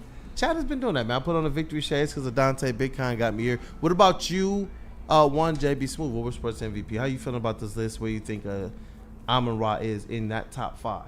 I mean, 4 is cool, but I think I'm gonna have to lean towards 3 for me. Hey, let's go. I mean, that's just me as it is, but there are a lot of great names on this list that everyone has thrown out there as well too. With CD, AJ Brown, Drake London, the whole debate thing. I don't personally like him as a receiver. If anything, I put Devontae Smith over him, but that's just because I like Smith a lot more. He works at every single route, whereas at Drake London, you could see him taking some plays off. So for me, it's just an effort there, even though stat-wise, London probably has better receptions than Devontae Smith. Hey, let's rock, man. Let's rock. Willoughby, you got anything to say about this? So I see your face over there, man. It's pretty solid. It's pretty solid for the wide receivers in the Lions. So I'm neutral on this one. Where you got him in that top 5? Some people think it's blasphemous. I don't think it is blasphemous to have CeeDee Lamb above Amon-Ra, though I don't have him above Amon-Ra on my list. But where do you got him in that top 5? You got him 3, 4, 5. 2. You got him 2. So you got you got Chase, Jefferson, and others. You got Amon-Ra number 2. I got Amon-Ra 2. He's Ooh, talk to me. I mean, he's pretty consistent, and he will catch some yards and with a good set of wide receivers down the lane. So he will improve this coming season. You think he's gonna definitely take that next step up? He gonna take the next step. Hey, let's rock, man. I want to see that. And you know what? I know we got to take one more step here towards everybody's favorite part of the show. Everybody's favorite. But before we get to that, Broder, J-Mo better than all of them. Don't make me do it, guys. Don't make me revert. Do it. You should wear that jersey in one day. I might, even though the number is out of date. I just, and this is where wear it underneath the Riley Green one. Sure, and this is where a lot of people aren't gonna like this. I think some people are overrating what J-Mo did just a tad. In my opinion, what Jamison Williams had last year was a Deshaun Jackson type season. You know what? We might have to be on the. We might have to do this. Have a segment for J-Mo. Are you gonna talk yourself into a jersey bet to get the new number, Sam? No. Can we J-Mo this thing? You suffer. Are we gonna run it back? No, not yet. We'll see. I'm not ready to stake that claim just yet because I already have a Davenport one going and whatnot. But I'm not ready. Like Jamison Williams is fantastic, and I've put down a lot of my swords. But like I said, right now he's Deshaun Jackson, and that's okay. Deshaun Jackson, people forget about him. Nobody could put up 1,000 yards on less than 60 receptions quite like Deshaun Jackson did and make big plays and take tops off of defenses. Am I saying that J-Mo can't be better than Deshaun Jackson? No, but I think that's about what he is right now. Hey, let's rock. JB Smooth, who we got to say what up, dog, too, so we can get the people more of what they want? I got to tell them about Jars and Caesars Sportsbook because sports fans, whether you're hitting the game or simply chilling at home, Jars Cannabis has you covered. Jars is home to Michigan's largest line of recreational cannabis products. 27 locations across the state, 9 alone in Metro Detroit. But don't fear, because if you live in Grand Rapids, Madison Heights, or Milan, Michigan, stores are popping up your way very, very soon. If you don't have time to check out all their products in store, check them out online at jarscannabis.com or their Instagram at jars_life, because I know you want to get high. And once you do that, please don't make any bets that you are going to regret at Caesar Sportsbook, the official sportsbook of us here at Woodward Sports. Scan that QR code on screen. Use code word Woodward1000. Deposit up to $8,000, but all you have to do is place a minimum of a $20 bet. If it doesn't hit, Caesars is so cool, they will put it right back in your account with no questions asked. Hey, if you bet on the Wolves last night, guess what? That 20 is right back in your account to double down on again tonight. Scan a QR code on screen, use code word Woodward1000, and make some money tonight. You know how some things are so good they should be world famous, but they're not? Our house-made vinaigrette is one of those things. And the antipasto salad, we drizzle it over. Same with our hand-battered chicken tenders. Original recipe soups and pasta sauces. It's almost as if our original, world-famous Detroit-style pizza is mocking them. And that's not very nice. Detroit sports fan, Woodward Sports is here to give you all the Detroit sports you can handle. Weekdays, make sure you're locked in on Wake Up Woodward from 8 a.m. to 10 a.m. Followed by Big D Energy with Neil Rule and Darren McCarty from 11 a.m. to 1. Up next, you can't miss Ermanni and Edwards with Maz from 2 p.m. to 4 p.m. And finish the day out with the bad boys of Detroit sports media, the Woodward Heavyweights from 5 to 7 p.m. Okay, wait, that isn't enough for you, you sports freak. Check out Woodward Wings, Woodward Ringside, and the Lions Weekly Update every Sunday with Broder, Terry Foster, and Sean Belegian. Subscribe on YouTube for all our great content, and make sure you're following on all social media: X, IG, Facebook, and TikTok. You want sports? We got you covered. Detroit's #1 sports network, Woodward Sports. Walk into any Lady Jane's Haircuts for Men today. Open 7 days a week. Sit back, relax, and enjoy precision haircut, scalp massage, hot leather neck shave, and hot towel treatment from one of our talented stylists. Step up your game this season and take advantage of our $20 haircut special. Scan the QR code and get your coupon today. Lady Jane's Haircuts for Men, the ultimate haircut experience. Open 7 days a week. Walk-ins always welcome. Lady Jane's Haircuts for Men. It's wicked awesome. Hey, Jimmy, with new home but fling the financial pinch? Mark White & Associates, your trusted real estate experts, are here to help. Mark White and his team will pay up to $5,000 of your closing costs. That's right, I said $5,000. Call Mark White & Associates today at 248-290-8242 or visit them at markwhitesells.com. Again, call Mark White today at 248-290-8242 to make your dreams come true. And then once you get that new house, you gotta relax in the massage chair. Maybe put that in your house. Looking to upgrade your relaxation game? Check out Massage Chair House in Bloomfield Hills, Michigan. Largest massage chair showroom in the Midwest, with top brands for massage chairs like Infinity and Osaki, located near the corner of Woodward and Long Lake Road. Experience luxury comfort with Dr. Eric Duncan, the Wellness Doc, creator of the top YouTube massage chair review channel. Book a visit at massagechairhouse.com or scan the QR code. Massage Chair House, your ticket to ultimate recovery and relaxation. What up, though, people? We are back. It is Wake Up Woodward, and you know what? We're going to get into everybody's favorite just soon. But I got to tell you guys about the White Claw Tigers Tour, and we're calling all Tigers fans. We kick things off May 23rd, this previous May 23rd, at McShane's. And soon, we got the next one on the way. You guys see there. Nemo's Bar is the next one. It's coming up here June, what's that, 10th, JB? 13th. 13th. We want you guys out there. It was a great time out at McShane's. A shout out to the supporters that showed up. Spinny had that thing rocking, bro. Like 10 people showed up like, yeah, we're here with Spinny. And it was a good time with the locals that were there, all the Tigers fans that were stopping by to pregame before they got over. So if you want to pregame and watch the game with your Woodward Sports family and personalities, we want you guys there. Remember, June 13th, Nemo's Bar is the next one, and this is all hosted by the Woodward Heavyweights and brought to you by not just Watch Club, but Easttown Distributors and Vin Johnson Law. Let's go. And we are back. It is Wake Up Woodward and chat family. Again, hit that like button to support your crew. We're very, very close to our first goal. And I can't wait to get to what's trending, but a little bit of Lions news. A little bit.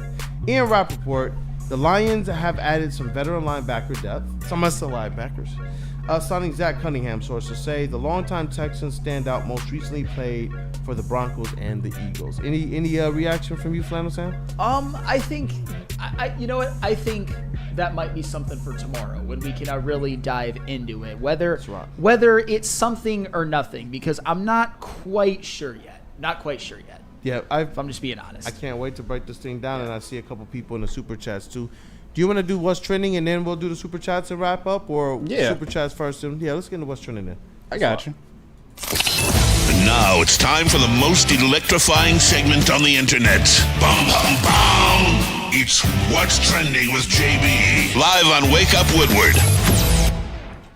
The incomparable JB Smooth, the birthday boy. So y'all smash that like button for JB. Put the love in the chat. What's going on, chat family? Shout out to everyone sending in super chats. We will get to them. So let me hop into some of these stories that I got for you right now. As it has been reported, if you're a fan of Nike, you're probably not going to like this. Nike is reportedly raising its U.S. prices starting next month. Dang, Tara's about to get the shoe game? Yeah, I think tariffs got us once again. So this applies to any Jordan apparel, kids footwear, clothing, and shoes that are under $100. So expect a nice price bump for all of these. Sorry. My man Willie looking at me like, don't look at me. I wear anime. Yeah, I wear anime. I'm not surprised. I'm glad I used my coupons in footlocker.com. So 20% or 30%. I'm typing the code when I buy my Nikes. Shoes. They don't got nothing I can look at right now. Shoot. Straight up. They look like space boots. Yes, definitely right now. If you got some coupons, use them because, the price is only going to go up from here. Buy the shoes right now. Yeah, I wonder how much shoe store is about to be lit. Like, people are gonna be in all the different shoe stores. Even the sub ones. Like, they're gonna be everywhere. Whether I know people who shop and they hunt down shoes at like Burlington and Nordstrom, right? So it's like, as if the prices are gonna rise, I do think you're gonna see people going out there and finding the best deals before that happens. I definitely agree with you.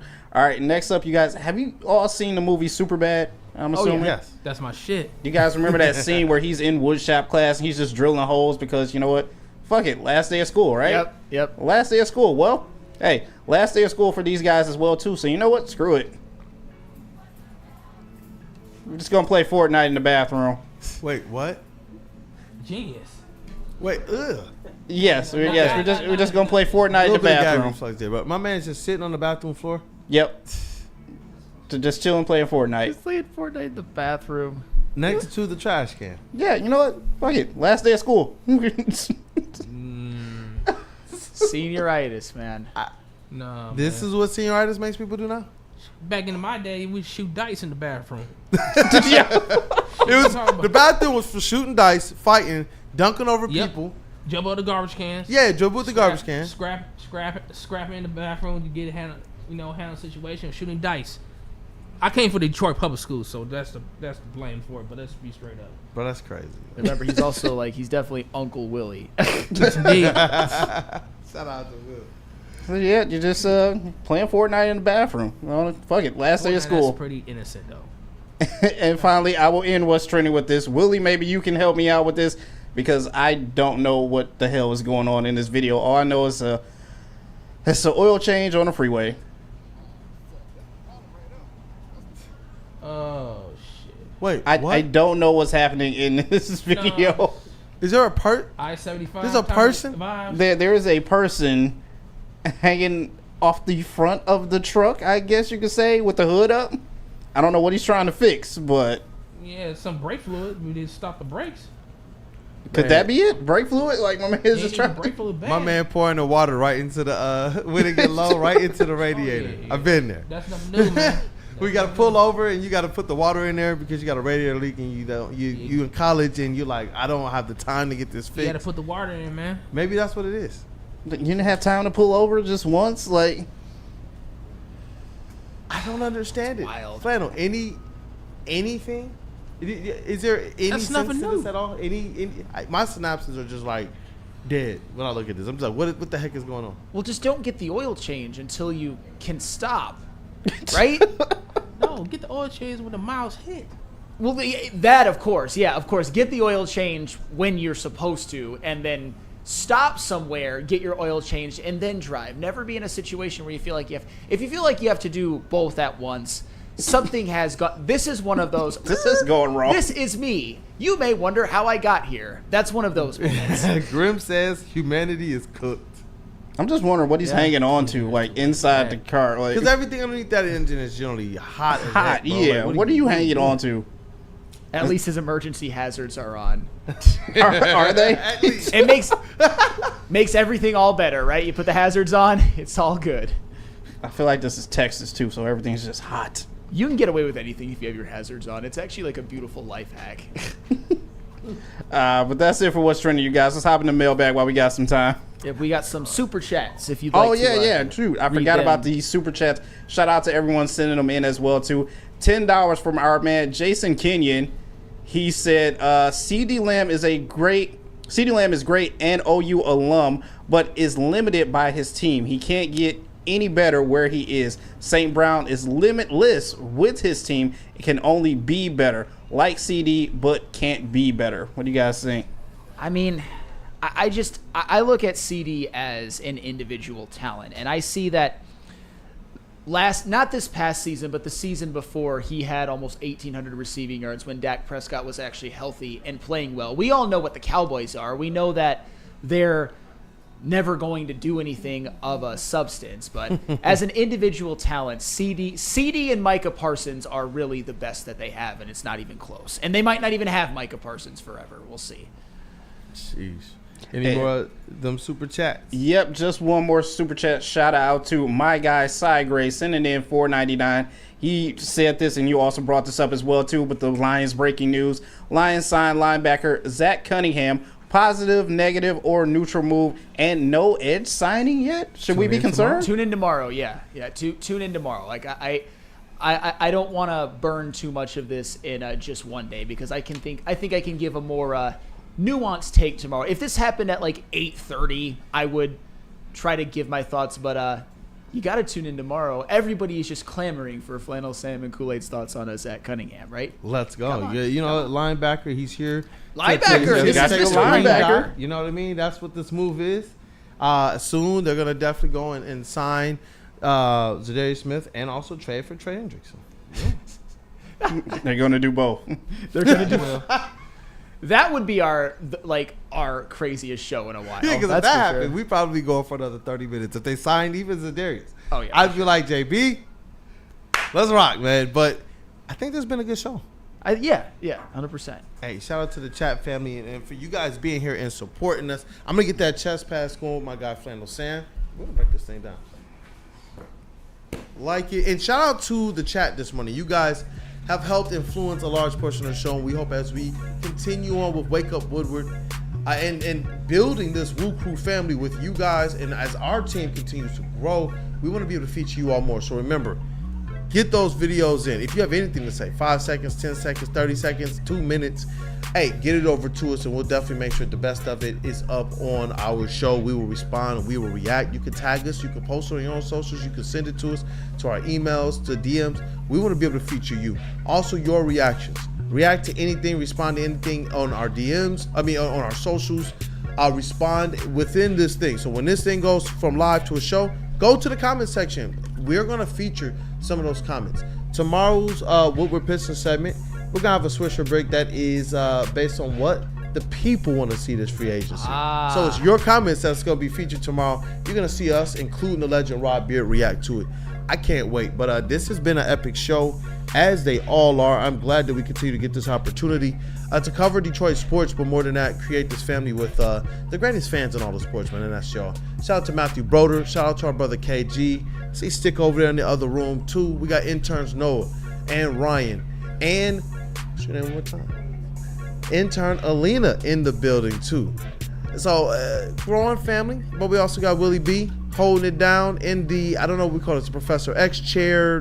What do you want to call this thing? Man, don't turn this thing on. I'm just, I know how I feel about this chair. So, in that case, it's cool, man. I'm just happy to be in this environment. And to the interns, my advice to you guys, since I'm Professor X, work hard, do what you love doing, make it fun out of it. Look how they're flanking him, too, though. This is an epic right now. I know, like, they're on both sides. Learn from it and make the most of it. You got knowledge, learn for Chase, learn for JB. JB, he hold it down. He's the teacher of what he does in the TD section. And Chase is the top student, man. He's doing real well with it. Yeah. Oh yeah. Guys, it's great to have y'all two mentor everybody to learn about the business and sports network. Much appreciated. Shout out to you, brother. X-Men assemble. Hey, in this sound booth, we got Cavassier Chase holding it down today, doing multiple things. You also clip the shows here at the network, and you're in the sound booth for us, and I believe Big D Energy, man. Shout out to you. Hey, what's going on, guys? Hope you guys had a good Memorial Day weekend. Fast and Loose is dropping later today, 1 o'clock. It should be up. Might be a little late today. I forgot my phone, so that's kind of hampering the editing process a little bit. But we'll see. Hopefully we get it up still on time. And then tap in. Like I said, we're going to be at the Grand Prix, and we're going to be at MIS over the next 2 weeks. So, not only do you get the normal sports talk, but a little bit extra behind the scenes footage and coverage and stuff like that. So hopefully you guys tap in, and we'll look forward to hopefully a victory show tomorrow after another Tigers win. Yeah, let's rock, man. I see you, Mike G. When did Slick Willie become Senator Palpatine with them sidekicks? That was an epic shot, dog. That was good one. Shout out to Woodward Sports MVP in the TD booth, JB Smooth. What up, though, brother? Hey, what's going on? Another great show. Hopefully all of you had a very happy and safe Memorial Day. We're coming off of that as well, too. Fast and Loose. Next episode will be up later on today. Myself and Chase recapping the Indy 500, Coca-Cola 600.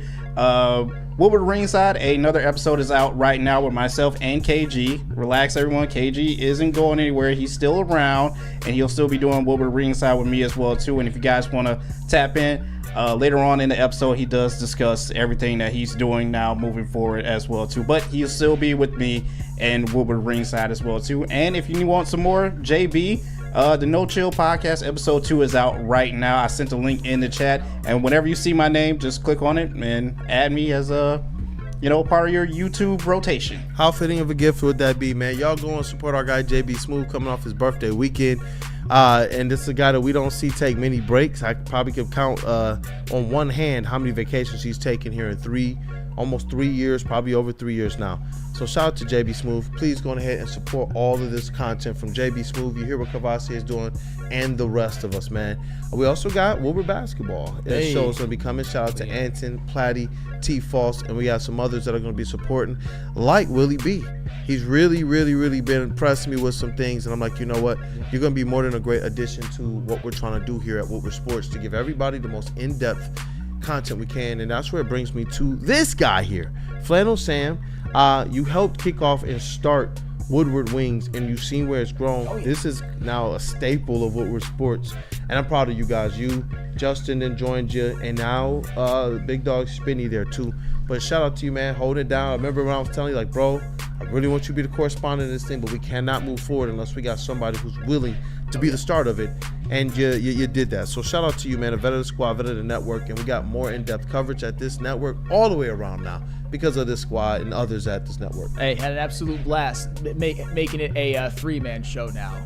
That's right. Absolutely loving it. But yeah, just to reiterate what I said at the beginning, if you guys, kind of like how we do at Woodward Sports when we put out some reaction videos when things happen, if something happens in the world of Detroit sports or any sport and you want to just film yourself reacting to it and you send a DM to either myself, Kool-Aid, JB, Chase, anybody on Twitter or Instagram, we will feature you guys on the show. And it doesn't even have to be Detroit. Like, say tonight if the Knicks or the Pacers get a big win and you want to talk smack or whatever, that's free too. If you want to glaze Connor McDavid or something like that, if the Oilers win tonight, that's all fair game. It's all fair game. So we want to feature you guys. We want to feature you all, and I'm so glad you've continued to make that a theme because we want to make you guys the theme of this show. And actually, one thing that I forgot to mention, a perfect opportunity. If any of you are downtown at Comerica Park tonight and just want to even film a reaction or just the crowd, I know we've got Nick Koloff for that as well, but we want everybody's unique perspective. So if you're there, especially if they win, but win, lose, or draw, we will feature your guys' videos on tomorrow's show, because we all know Comerica Park, when the Tigers are good, there is nothing quite like it, and there's nothing quite like it this season. Nothing quite like it, man. Hey, it's your boy Brandon Dan, aka Detroit Kool-Aid, your credential Pistons reporter and writer for the network. Can't wait. Like I said, we got the legend on tomorrow. We're going to take another stab at this free agency for the Detroit Pistons and what it should look like based on what you guys have sent in. So there was a lot of comments on that last episode, but this has been a good one. Like I said, we got the interns in the building. We got some current MVP and another one, and KG also will be a part of our basketball coverage too. Shout out. out. Be a part of watch parties. You're gonna see him a lot more than you guys think, and I'm glad that we have these things set up this way now. That does allow for our brothers like KG and Broder to still be giving you the best content on the best network. So glad they're both part of the network still.